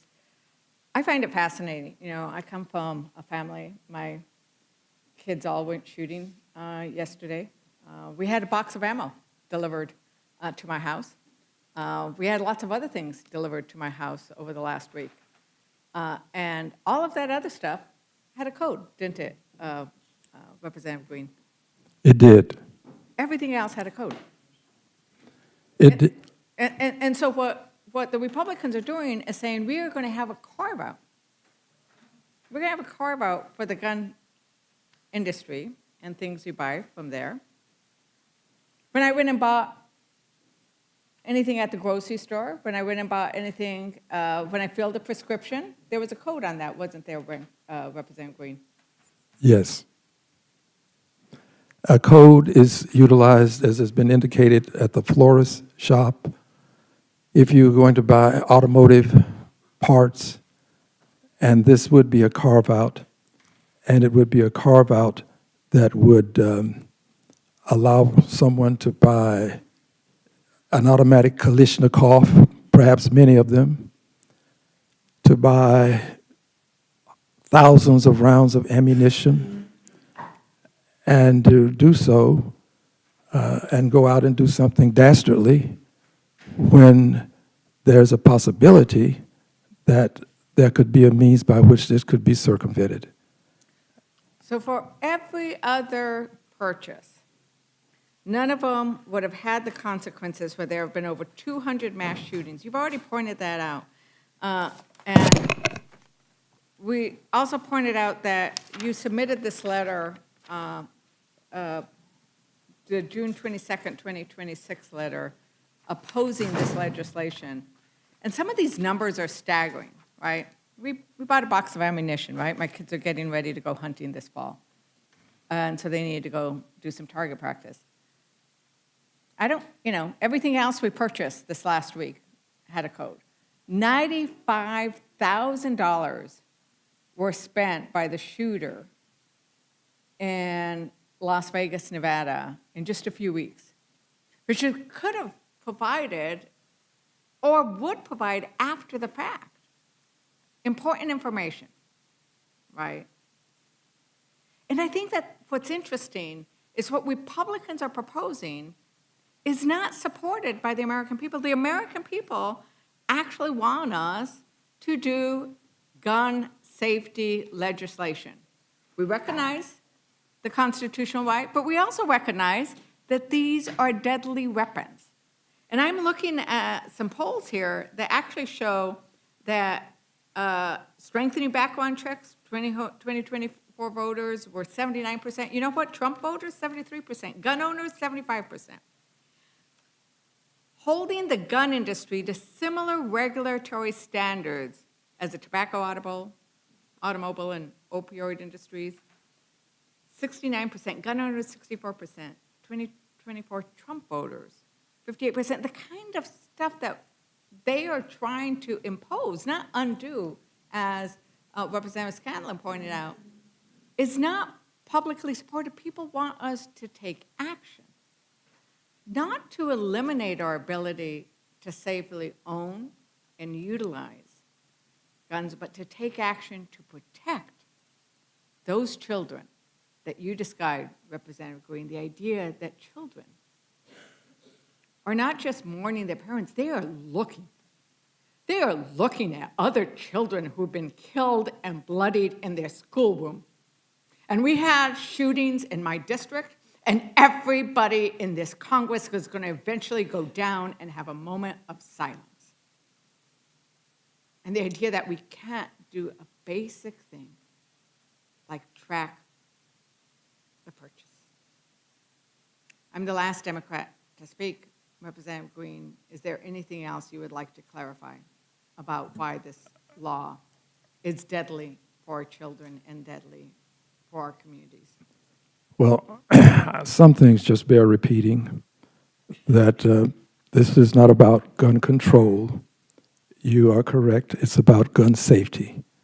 It is about wanting people to live their lives and do safe things and enjoy the benefits of owning firearms. This is not about eliminating firearms or preventing persons from purchasing firearms. It does not stop one single purchase. So at some point, I just believe that we ought to honor the notion that all persons are created equal, endowed by their Creator with certain unalienable rights, among them life, liberty, and the pursuit of happiness, with the emphasis on life. Thank you. I have no further questions. I yield back. Gentlelady yields back. Now recognize the gentleman from South Carolina, Mr. Norman. Mr. Stiles, thank you for your putting this bill up. Appreciate your work on it. Does this take an attorney general if there's if a violation occurs? Does the attorney general have the only say-so to prosecute this? Yeah, this would go to the United States Attorney General for any violation would be submitted to the United States Attorney General's office. They would do a review and then decide if enforcement action is warranted. If attorney general, okay. So once you follow that, if nothing is still done, there's no private action that you can take? There's not a private right of action in the legislation. Okay. I keep hearing things like no action taken and things like that. Was there action taken by the Biden administration to stop the mass immigration of 20 million people? No. Was the Biden administration, any Democrat, offering prayers up and sympathy for the children who were trafficked as a result of illegal immigration? That's my recollection. Was there any thought given to those who are killed by illegal aliens that are a direct result of the Biden administration letting any and everyone in this country? That's my recollection. So it's kind of interesting that now when you're trying to protect legal gun owners from buying things, from being exploited and being tracked by an administration, and we may have one in the future. Thank God this administration values the Second Amendment and values the right to carry a gun and not be tracked down by the federal government. So thank you for putting it up, and I think it's a good bill. We'll be supporting it. I yield back. Gentleman yields back. Now recognize the gentleman from New York, Mr. Langworthy. Thank you very much, Mr. Chairman. Coming from a state like New York, I've seen firsthand with our state capital's obsession with constantly finding ways to target law-abiding gun owners. No matter how many laws we have on the books, regulations, mandates, it seems that there's always another proposal designed to make it harder for lawful firearm owners to exercise their Second Amendment rights. Now we're seeing that same debate play out across the country through firearm-specific merchant category codes. In states like Texas and Florida, Indiana, and Utah, they've prohibited these codes because they believe lawful firearm purchases should be treated the same as any other legal transaction. Now, meanwhile, states like New York have moved in the opposite direction and chosen to require them. The result is a state-by-state tug-of-war that leaves Americans facing different rules depending on where they happen to live. I represent thousands and thousands of hunters and sportsmen and law-abiding gun owners across Western New York and the Southern Tier, and many of them are frustrated by efforts to single out lawful firearm purchases, and they're concerned about the direction that our home state of New York has continued to take to strip away their Second Amendment rights. Chairman Style, can you talk about why a consistent national standard is needed and why many Americans believe lawful firearm purchases should not be treated differently simply because they involve the exercise of a constitutional right? Thank you very much, Mr. Langworthy. If I can, when I open this, I just want to address a comment that was made earlier because I think it's a point of clarification that's pretty worthy. Everything you buy utilizing a credit card functionally has an MCC code. And I think that there was an assumption possibly made that this legislation would remove all MCC codes from firearm purchases. That would not be accurate. It simply says you're not going to have a firearm-specific MCC code. So just to step back, if you went into, you go to your super Target at home, you got some groceries on one side, you got some sports equipment on the other side of the store, that store may or may not have one code, it may have two. So if you go to a florist, it may have one code, and you might buy a card to write your mom a note, and you might buy some flowers. It might just show up as a florist shop, even though you bought a card on one and you bought flowers on another. Other places, some stores, have multiple MCC codes inside the store. And so you go into some big box store and you buy $100 of groceries and you buy $100 of sporting equipment. It may show up actually as two separate MCC codes, which is the issue when we were talking about Bass Pro Shop or other sporting goods stores that an individual may go into. It doesn't just always show up as sporting goods, Bass Pro Shop, a single code. It may show up as sporting goods for this, but firearms under the firearm code. So when we remove that MCC code from being utilized specifically for firearms and ammunition, There will be a code. It will just be a non-ammunition or non-firearm specific code. It may go back into sporting goods. We don't dictate what code they use. We just simply say you can't have a specific firearm or ammunition code. And then, of course, the question was like, well, why single out those businesses engaged in providing goods based on the Second Amendment? Well, the answer is pretty obvious. The past 2 Democratic administrations went after ammunition and firearm dealers and tried to stifle them out using the regulatory framework of the financial services space. And so if the previous Democratic administration was going after and attacking florists, I bet our friend Riley Moore would have a bill up to say, no, you're not going to have MCC codes going after florists. But uniquely in the Second Amendment space, we have a constitutional right to bear arms. And what we have seen is the past 2 Democratic administrations, one after the other, choke point 1.0, choke point 2.0, trying to utilize the financial services space to specifically target lawful transactions protected by your Second Amendment. I think it would also be misleading to allow a comment that was made stand without point of clarification. Nothing in this legislation stops regulators from combating illegal activity. So if an individual goes and engages in illegal activity, they should rightfully be prosecuted, held accountable. Lawful gun owners want individuals that engage in illegal behavior to be held accountable. I'm a gun owner. I want people who utilize a weapon or a gun who illegally to be held accountable. This legislation is about preventing the abuses that we saw under the 2 previous Democratic administrations from continuing in the event that a future administration does not share the Second Amendment view that you and I do, Mr. Langworthy.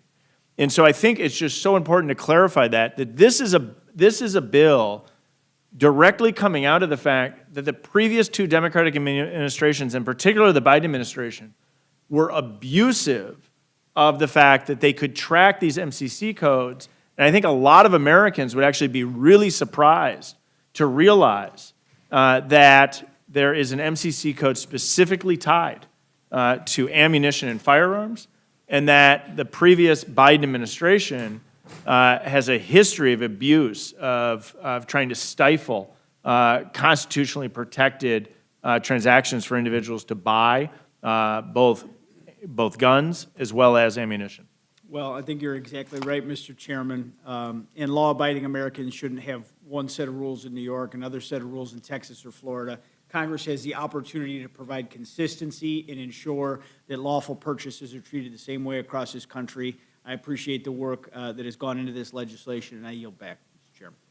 Chairman yields back, and I recognize myself for my time. I could ask some interesting questions, but I thought your answers to Mr. Langworthy were outstanding and made a good summation. Is there anything you wish to add to that?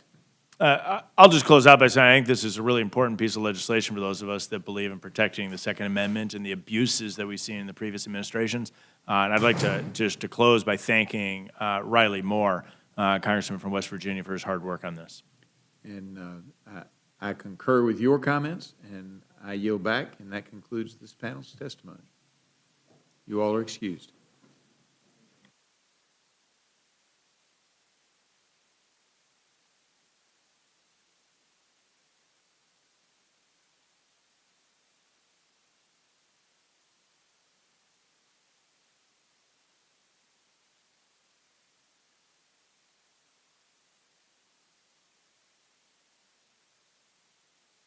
All right, we will now recognize Ms. Stansberry and Ms. Ramirez for amendment testimony. Members? All right. That's our first panel. Is anybody else in the room that I failed to recognize that wishes to add to the amendment testimony? No other members being seen. Let's get going. Ms. Stansberry, if you would like to start with your 5 minutes. Yes, thank you so much, Mr. Chairman. Ranking member, members of the committee, I want to say thank you to the Rules Committee for giving us the opportunity to testify today on the set of bills that are included in this rule, and I'm going to focus my attention today on the Energy and Water Appropriations Bill. I've also offered amendments for the State and Foreign Affairs budget as well, but we'll discuss those elsewhere because I really want to focus on the importance of water to the West, and especially states like New Mexico, where water is life and water is essential to everything that we do in our state. And I've offered 3 amendments to help our communities across the West who are facing unprecedented water challenges, especially due to low snowpack and drought conditions this year. In particular, I have filed an amendment to restore funding in the budget for the Water Smart program. This program is essential to communities across the West for modernizing infrastructure, preparing from drought, and also to help our communities get through difficult times, and has been cut in this budget, and we would propose to restore that funding. I've also offered an amendment to provide additional funding to our tribes, in particular our New Mexico Pueblos, to address the water challenges and infrastructure needs they have around water.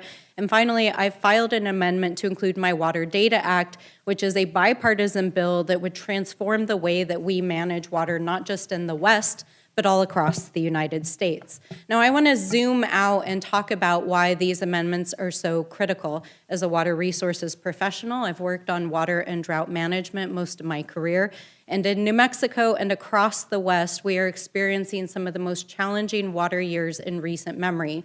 Across our state, drought conditions are continuing to intensify with rising temperatures, reduced precipitation, and particularly because we have seen the lowest snowpack in recorded history year after year over the last several years. But this is not simply a temporary drought condition. I want to make clear that what we are witnessing is a long-term shift in the baseline of conditions in the West water systems. Snowpack, which is our natural reservoir, is becoming increasingly variable. It's reduced the reliability of runoff, and it has changed the entire way in which we are going to have to manage water going forward. This means our farmers, our tribes, our acequias, our local governments, our states are being forced to make difficult decisions about how to stretch increasingly limited water supplies. And as we sit here today, the Rio Grande, which is the major river of our state, is dry. Now, as a child, it was very unusual for the river to go dry, but what we have seen is that this river has been dry now for weeks because of the low snowpack year. And that is why I cannot sit silently as we watch as the budget for one of the most essential water infrastructure programs in the West is being cut in this budget. And these challenges are not unique to New Mexico. They are not unique to the Rio Grande. We know that communities from the Southwest to the Great Plains and beyond are facing these challenges. And now is the time for Congress to step up and answer the call, to invest in water conservation, to modernize our aging infrastructure, to address drought preparedness, and to invest in the fundamental long-term changes in how we manage water so that our communities are able to be resilient in the face of drought and climate change. That is our responsibility as Congress. So I urge the adoption of these amendments. I ask for your support for these vital programs and ask for your support for our communities who are facing severe water challenges and the farmers, tribal communities, and local governments who are currently trying to figure out how they're going to get through this difficult year. And I thank you and yield back. I thank the gentlelady, and now Ms. Ramirez. Thank you, Chairman, and thank you, Ranking Member McGovern, for the opportunity to testify today. I often say that budgets are moral documents. They reflect our values, and they certainly reflect our priorities. For far too long, our appropriations have failed to demonstrate that, in fact, our priority are working people. What H.R. 8595, the National Security Department of State and Related Programs Appropriation Act, is telling us is that we live in a country that's addicted to war, competition, death, and destruction, with leaders who wage war because they believe in this whole strongman idea and peace through strength. And we've seen the effects of appropriations like H.R. 8595, because across the globe, our communities are confronting interconnected acts of violence. You're seeing cuts to services that Americans rely on. We're seeing mass detention and deportations. We're seeing attacks on human rights defenders. We're seeing a displacement of Puerto Ricans, the violent extraction of resources in Congo, the genocide of Palestinian people, and unlawful wars waged against Iran, against Cuba, Venezuela, and Lebanon, just to name a few. When our nation funds wars, when it defunds diplomacy and erodes our commitment to the international community, we fail to confront global crisis. And frankly, we all become complicit to those crises. And our colleagues on the right are doubling down, rolling back commitments around reproductive health care, LGBTQ rights, and climate change, cutting over $1 billion to the United Nations international bodies that hold war criminals accountable, decimating life-saving humanitarian aid, and gutting migration refugee assistance, and undermining domestic and international laws. What does that do to us? It makes us all less safe in the process. You see, true safety cannot be brought into our lives at the end of the barrel of a gun, by a bomb, or via the chokehold of suppression or oppression. True safety results when we build a world that's rooted in peace, that's strengthened through democracy and justice, and that's built on diplomacy and undeniable understanding of universal human rights. And that is a security our resources must advance. My amendments today, I have 6 of them, recognize our interconnectedness and strengthen the partnership needed to confront the complex challenges of the 21st century. They direct resources from death and destruction and reaffirm our commitment to advance our collective interests and build stronger relationships across the Americas and across the world. My amendment number 56 directly strikes the $3.3 billion of foreign military funding earmarked for Israel, putting an end to the money that is being used to commit genocide against Palestinians with absolutely no accountability, especially when Israeli ministers are explicit about their intention of expanding their genocidal campaign to Lebanon.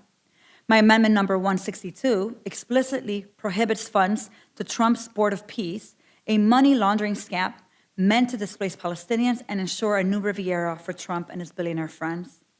My amendment number 163 strikes a section of the bill that limits funds to the Palestinian Authority if Palestinians initiate or support an international criminal court investigation into Israel's crimes against Palestinians. Because let's be frank, impunity can't be and should not be an option. Amendment number 164 strikes the language of the bill that allows Trump and the GOP to continue their harmful interference in Colombian affairs. Amendment number 60 strikes a section of the bill limiting funds to countries that facilitate irresponsible migration, which has really devastated the local organizations supporting vulnerable communities, and frankly, the organizations that actually help us limit migration by providing stability in the region. My amendment number 62 increases the available assistance to the Inter-American Foundation to $29 million, which in fact just restores the funding to what we had in 2026, so that we can continue to strengthen civil society and economic stability through the Americas. You see, these amendments ask us, what type of member, what type of country, and what type of world do we want to be? One that is obsessed with war, or one that is committed to peace? One that's perpetrating domination and cruelty, or one that is committed to dignity and compassion? One steeped in selfishness, or one committed to community? Look, my constituents have made it very clear. Our tax dollars must not be used to terrorize our communities at home or abroad. So my message today is very simple. There is another way. We can reimagine security. We can build another world, a world where our children, regardless of their race or origin or geography, can in fact thrive, and we can redirect our resources to do just that. With that, Chairman, I yield back in hopes that you will support my amendments. Thank you. Thank you very much. We appreciate your coming forward and testifying before us today, and this panel is now excused. Thank you. Oh, questions, sorry. About to get rid of all the questions. No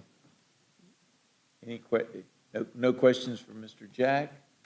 Mr. Langley, Ms. Norman? We don't have any questions? Sorry. Let me just say, I want to thank both of you for being here. I think you're two of the most thoughtful members in the House, and I support them. And I just want to say,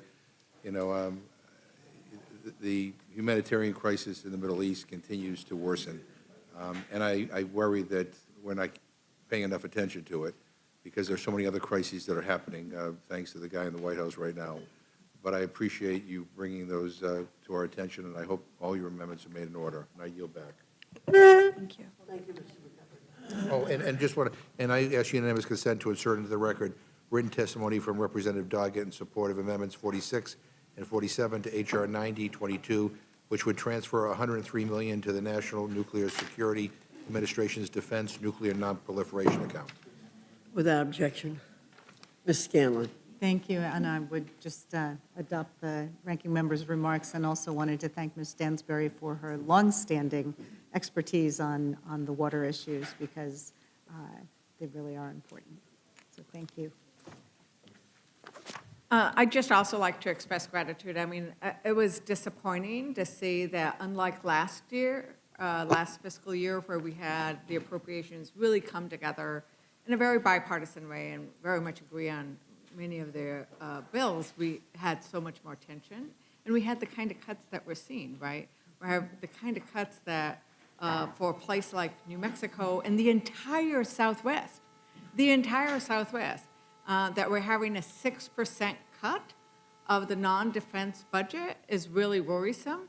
And then that in terms of what we're doing on the other side, Representative Ramirez, you highlight how important it is to actually have the budget reflect these values that need to be applied at home and everywhere else. And so I really thank both of you for raising these issues, not just in the amendments you spoke to, but in all of the amendments you submitted.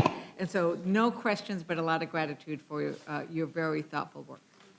Thank you. Thank you both very much.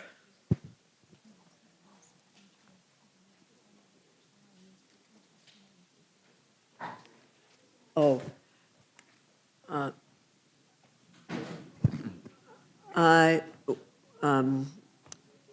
don't have it in my hand, but I would like to introduce into the record Representative Fine's statement relative to his amendment.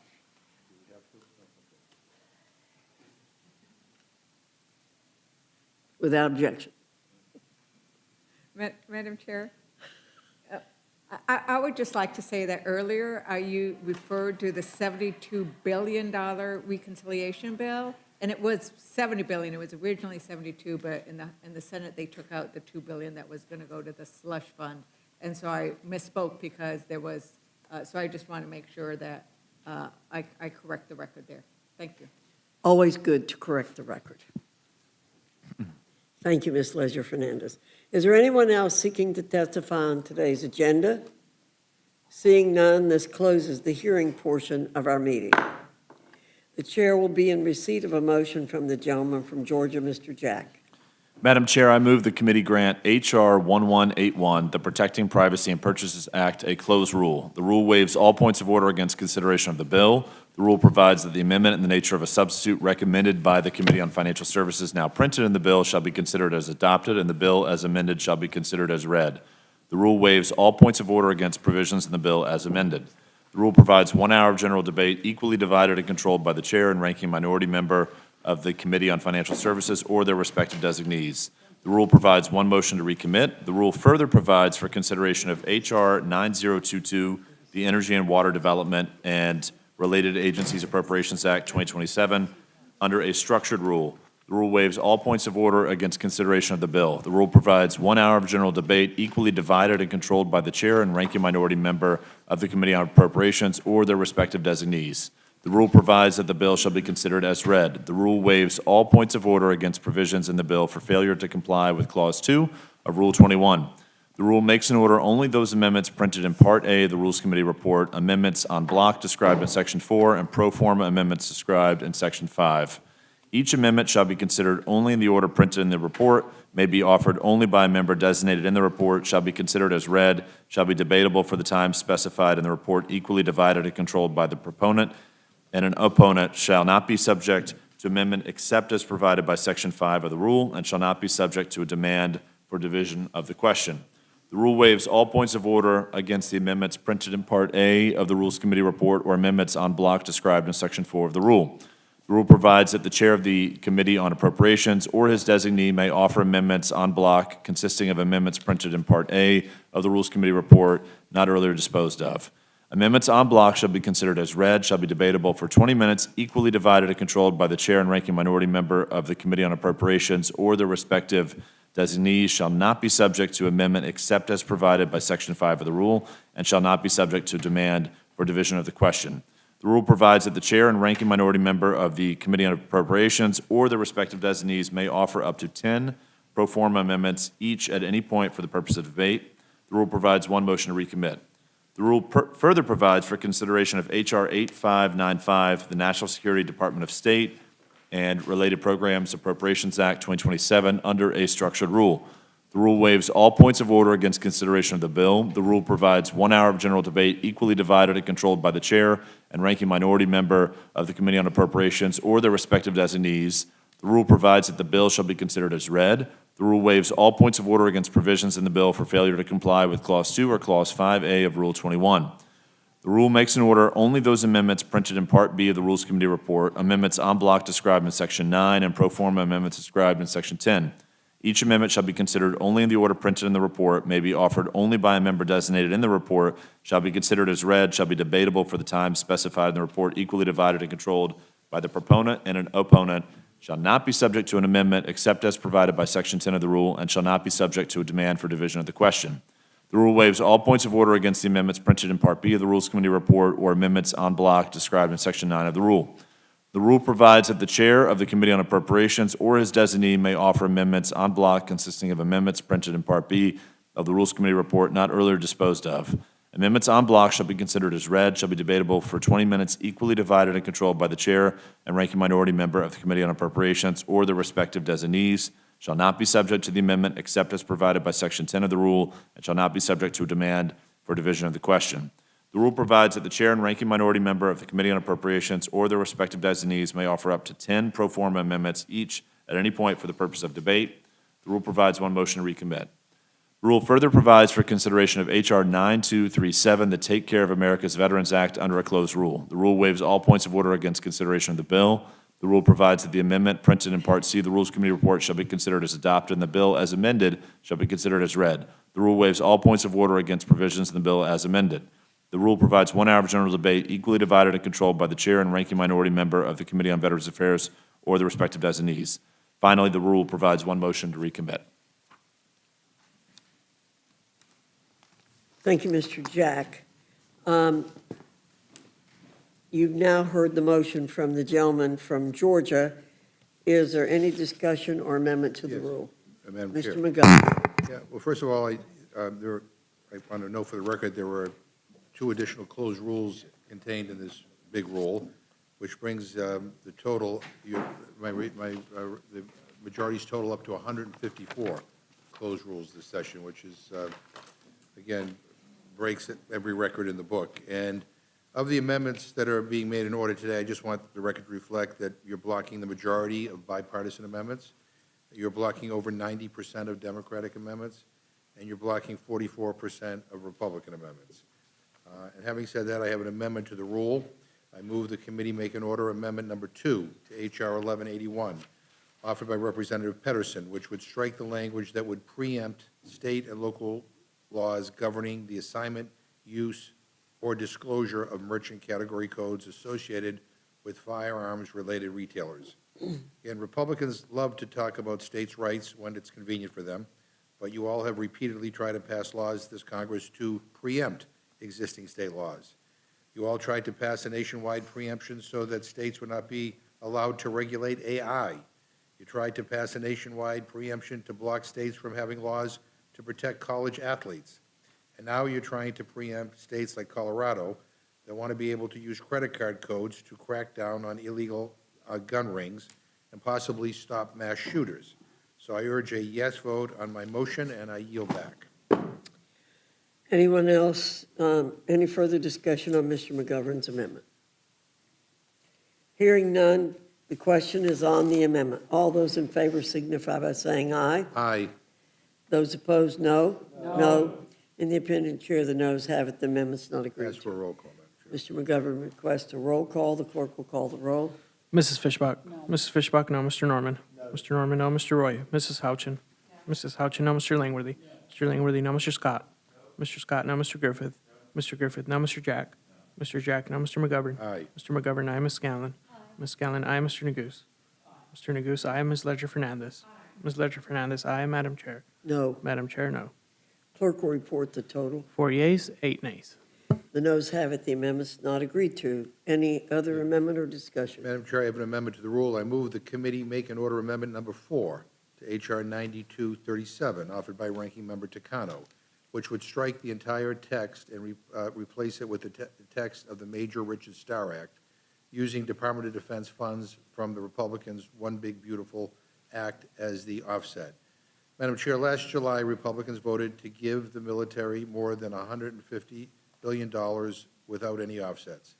The DOD still has over $100 billion unspent.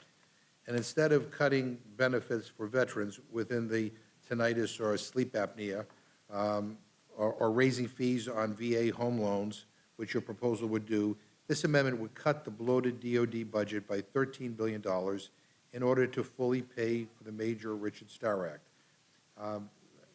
Republicans seem obsessed with making sure there's an offset in this bill. As I pointed out earlier, you didn't insist on an offset for the $70 billion, additional $70 billion for ICE and CBP. You didn't insist on an offset for the tax cuts for millionaires and billionaires. You've added $3 trillion to the debt since you all took over.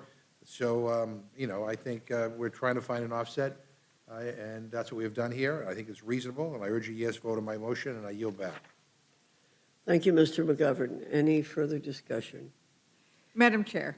Ms. Ledger Fernandez. Madam Chair, I think that this is exactly the kind of thing that can be done in the Rules Committee, where we acknowledge that Chairman Boss did not sign the discharge petition. He felt he could not move forward without bringing a bill to the committee and to the floor that didn't cut from other programs, from the veterans, and this is the way to do it. So there is an offset. There's lots of money available, as the ranking member has pointed out, and I think we should support the veterans by not cutting veterans' benefits. And with that, I yield back. Thank you. Further discussion?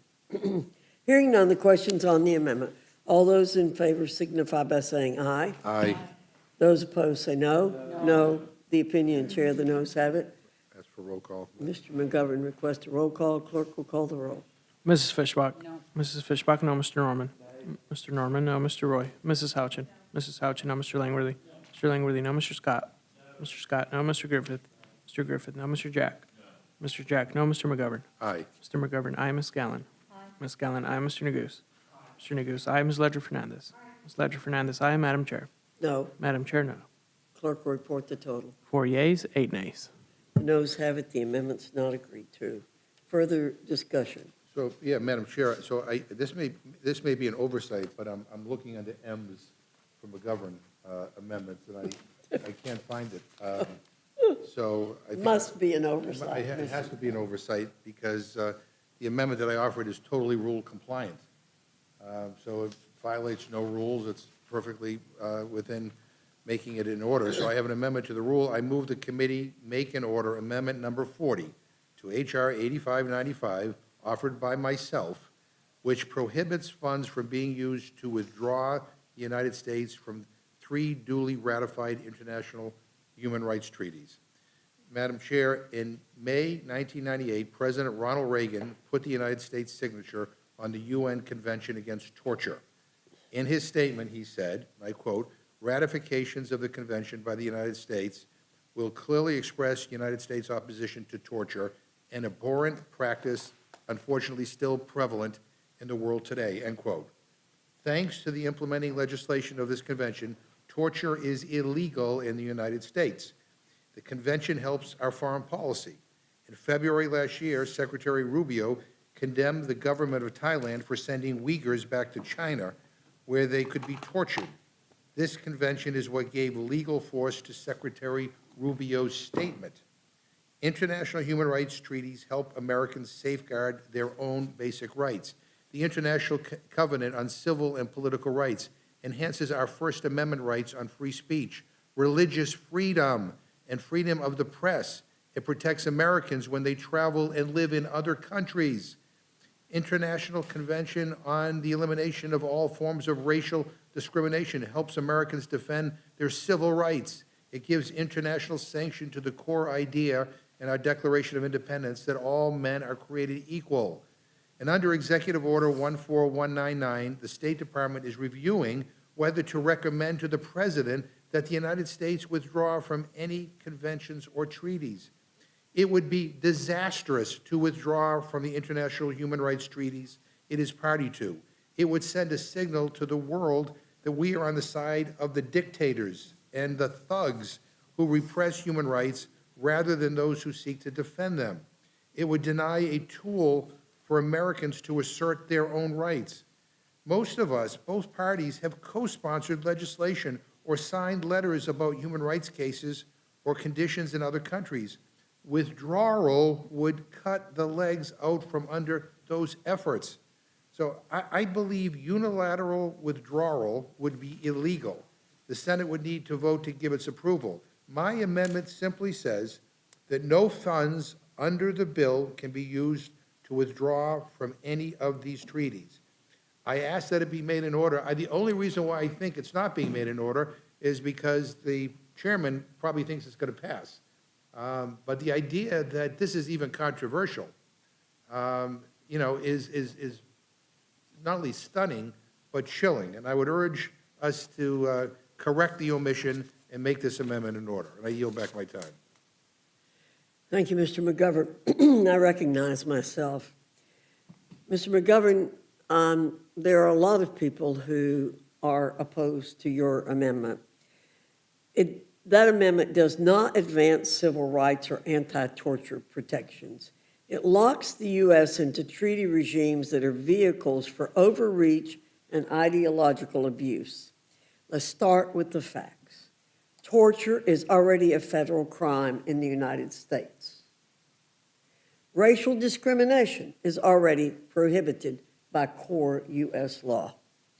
Title VI already prohibits discrimination in programs receiving federal financial assistance, and Title VII already prohibits employment discrimination. You said that we need these treaties to have legal force for Mr. Rubio's statement. No, Mr. Rubio's statement is a moral statement, ought to be able to stand by itself.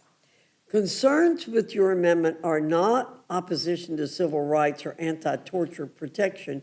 It's opposition to locking the United States into treaty regimes that are vehicles for overreach and ideological abuse. Frankly, there are many of us who would get the United States out of the UN altogether, let alone not being signed on to most of these treaties. Congress should not lock the United States into those dynamics through an appropriations rider.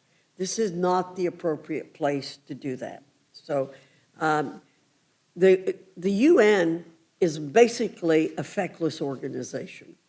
And again, in my opinion, and I think the opinion of many, many people in this body and in the United States, would get us out of the United Nations. The interpretation by the UN Human Rights Committee that treaties can't be withdrawn from at all is an overreach, which should give us every right not to be supporting these. Ms. Scanlon? Yes, thank you. I would have to vehemently disagree, and I think it's one of the reasons why the amendment deserves a vote. But I think the main point here is that it's not just about our domestic law, it's about whether we participate in the rule of law of nations.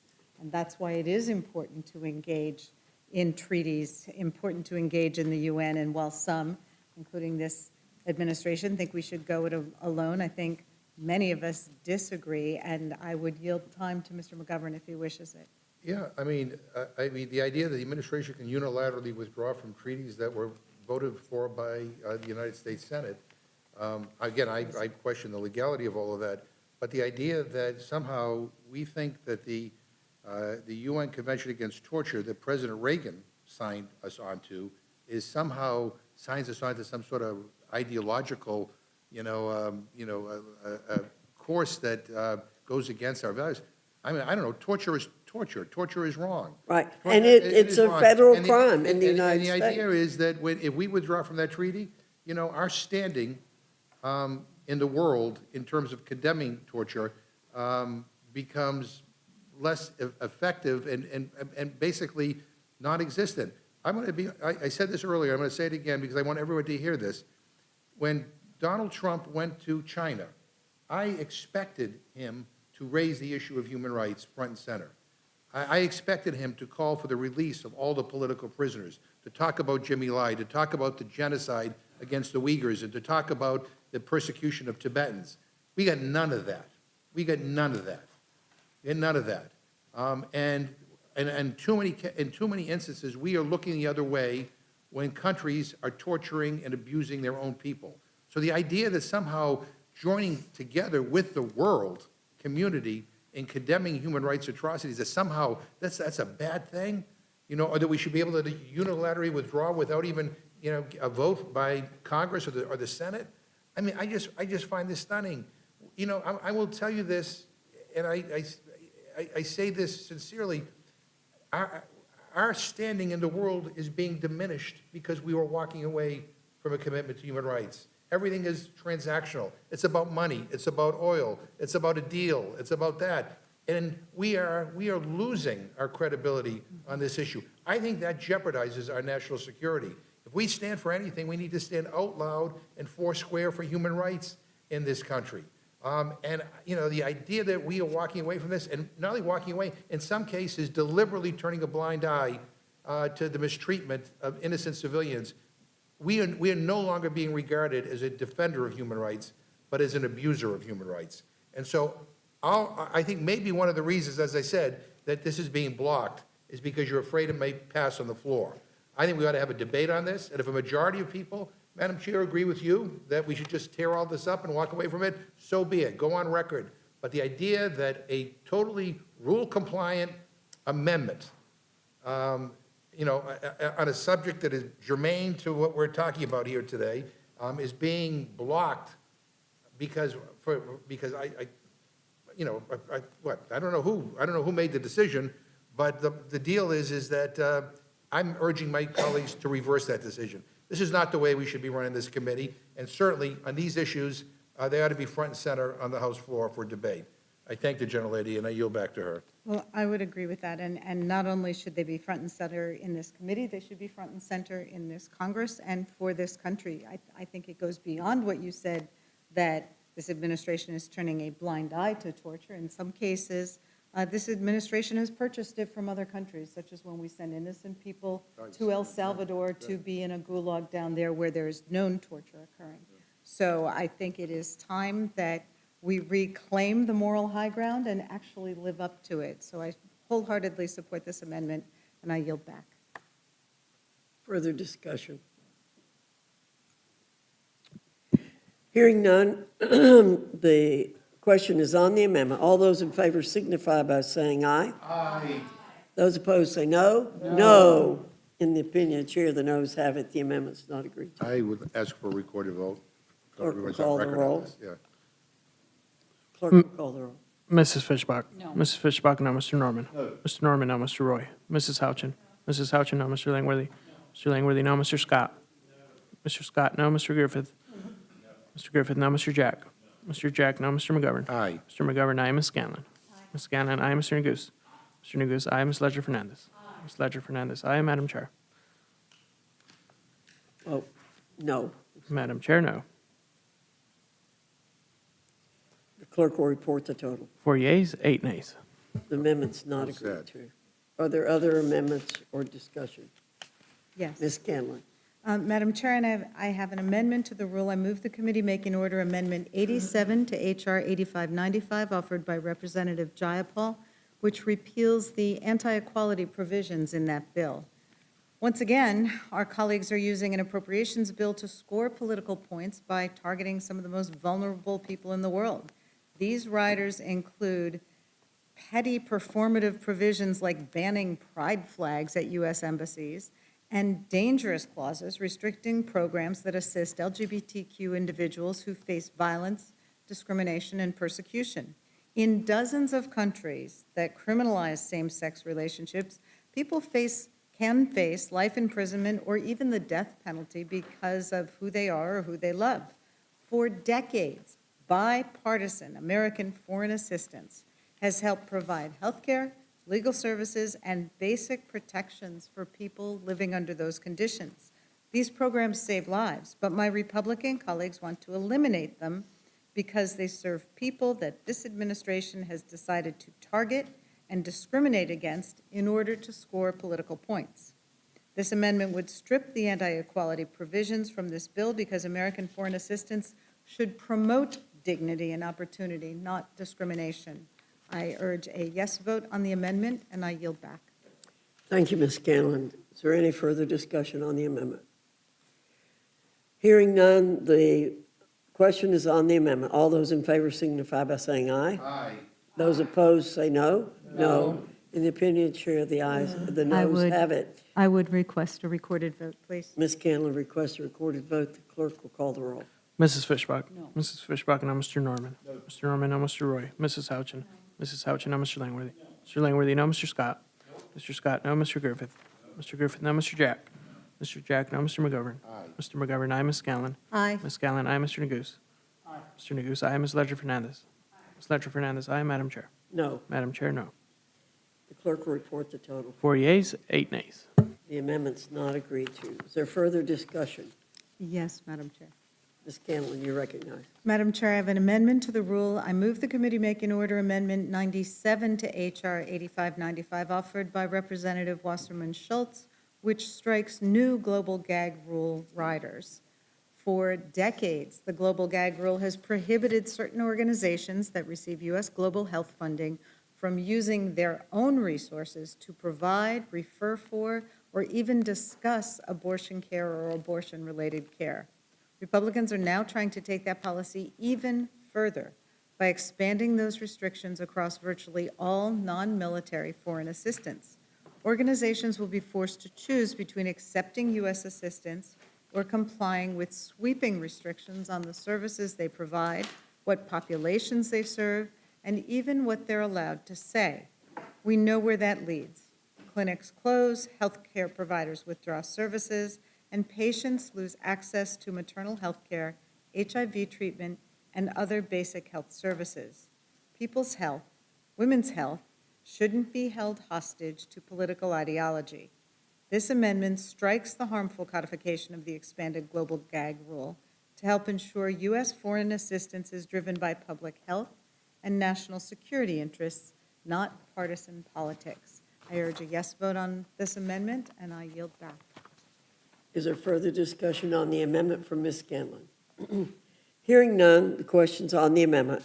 All those in favor signify by saying aye. Aye. Those opposed say no. No. In the opinion of the chair, the Madam noes Chair, have I it. Ms. request a Scanlon recorded requests vote. a recorded vote. The clerk will call the roll. Mrs. Fishbach? No. Mrs. Fishbach, no. Mr. Norman? No. Mr. Norman, no. Mr. Roy? Mrs. Houchin? Mrs. Houchin, no. Mr. Langworthy? Mr. Langworthy, no. Mr. Scott? Mr. Scott, no. Mr. Griffith? Mr. Griffith, no. Mr. Jack? Mr. Jack, no. Mr. McGovern? Mr. McGovern, aye. Ms. Scanlon? Ms. Scanlon, aye. Mr. Neguse? Mr. Neguse, aye. Ms. Ledger Fernandez? Ms. Ledger Fernandez, aye. Madam Chair? No. Madam Chair, no. Clerk will report the total. 4 yeas, 8 nays. The noes have it. The amendment is not agreed to. So further discussion or amendment? Hearing none, the question is on the motion from the gentleman from Georgia. All those in favor signify by saying aye. Aye. Those opposed say no. No. In the opinion of the chair, the ayes have it. The motion's agreed to. Mr. McGovern requests a roll call. The clerk will call the roll. Mrs. Fishbach? Yes. Mrs. Fishbach, aye. Mr. Norman? Mr. Norman, aye. Mr. Roy? Mrs. Houchin? Mrs. Houchin, aye. Mr. Langworthy? Mr. Langworthy, aye. Mr. Scott? Mr. Scott, aye. Mr. Griffith? Mr. Griffith, aye. Mr. Jack? Aye. Mr. Jack, aye. Mr. McGovern? Mr. McGovern, no. Ms. Scanlon? Ms. Scanlon, no. Mr. Neguse? Mr. Neguse, no. Ms. Ledger Fernandez? Ms. Ledger Fernandez, no. Madam Chair? Aye. Madam Chair, aye. Clerk will report the total. 8 yeas, 4 nays. The ayes have it, the motion to report is agreed to. Representative Jack, be managing the rule for the majority. And Mr. McGovern for the Democrats. Without objection, the committee is adjourned.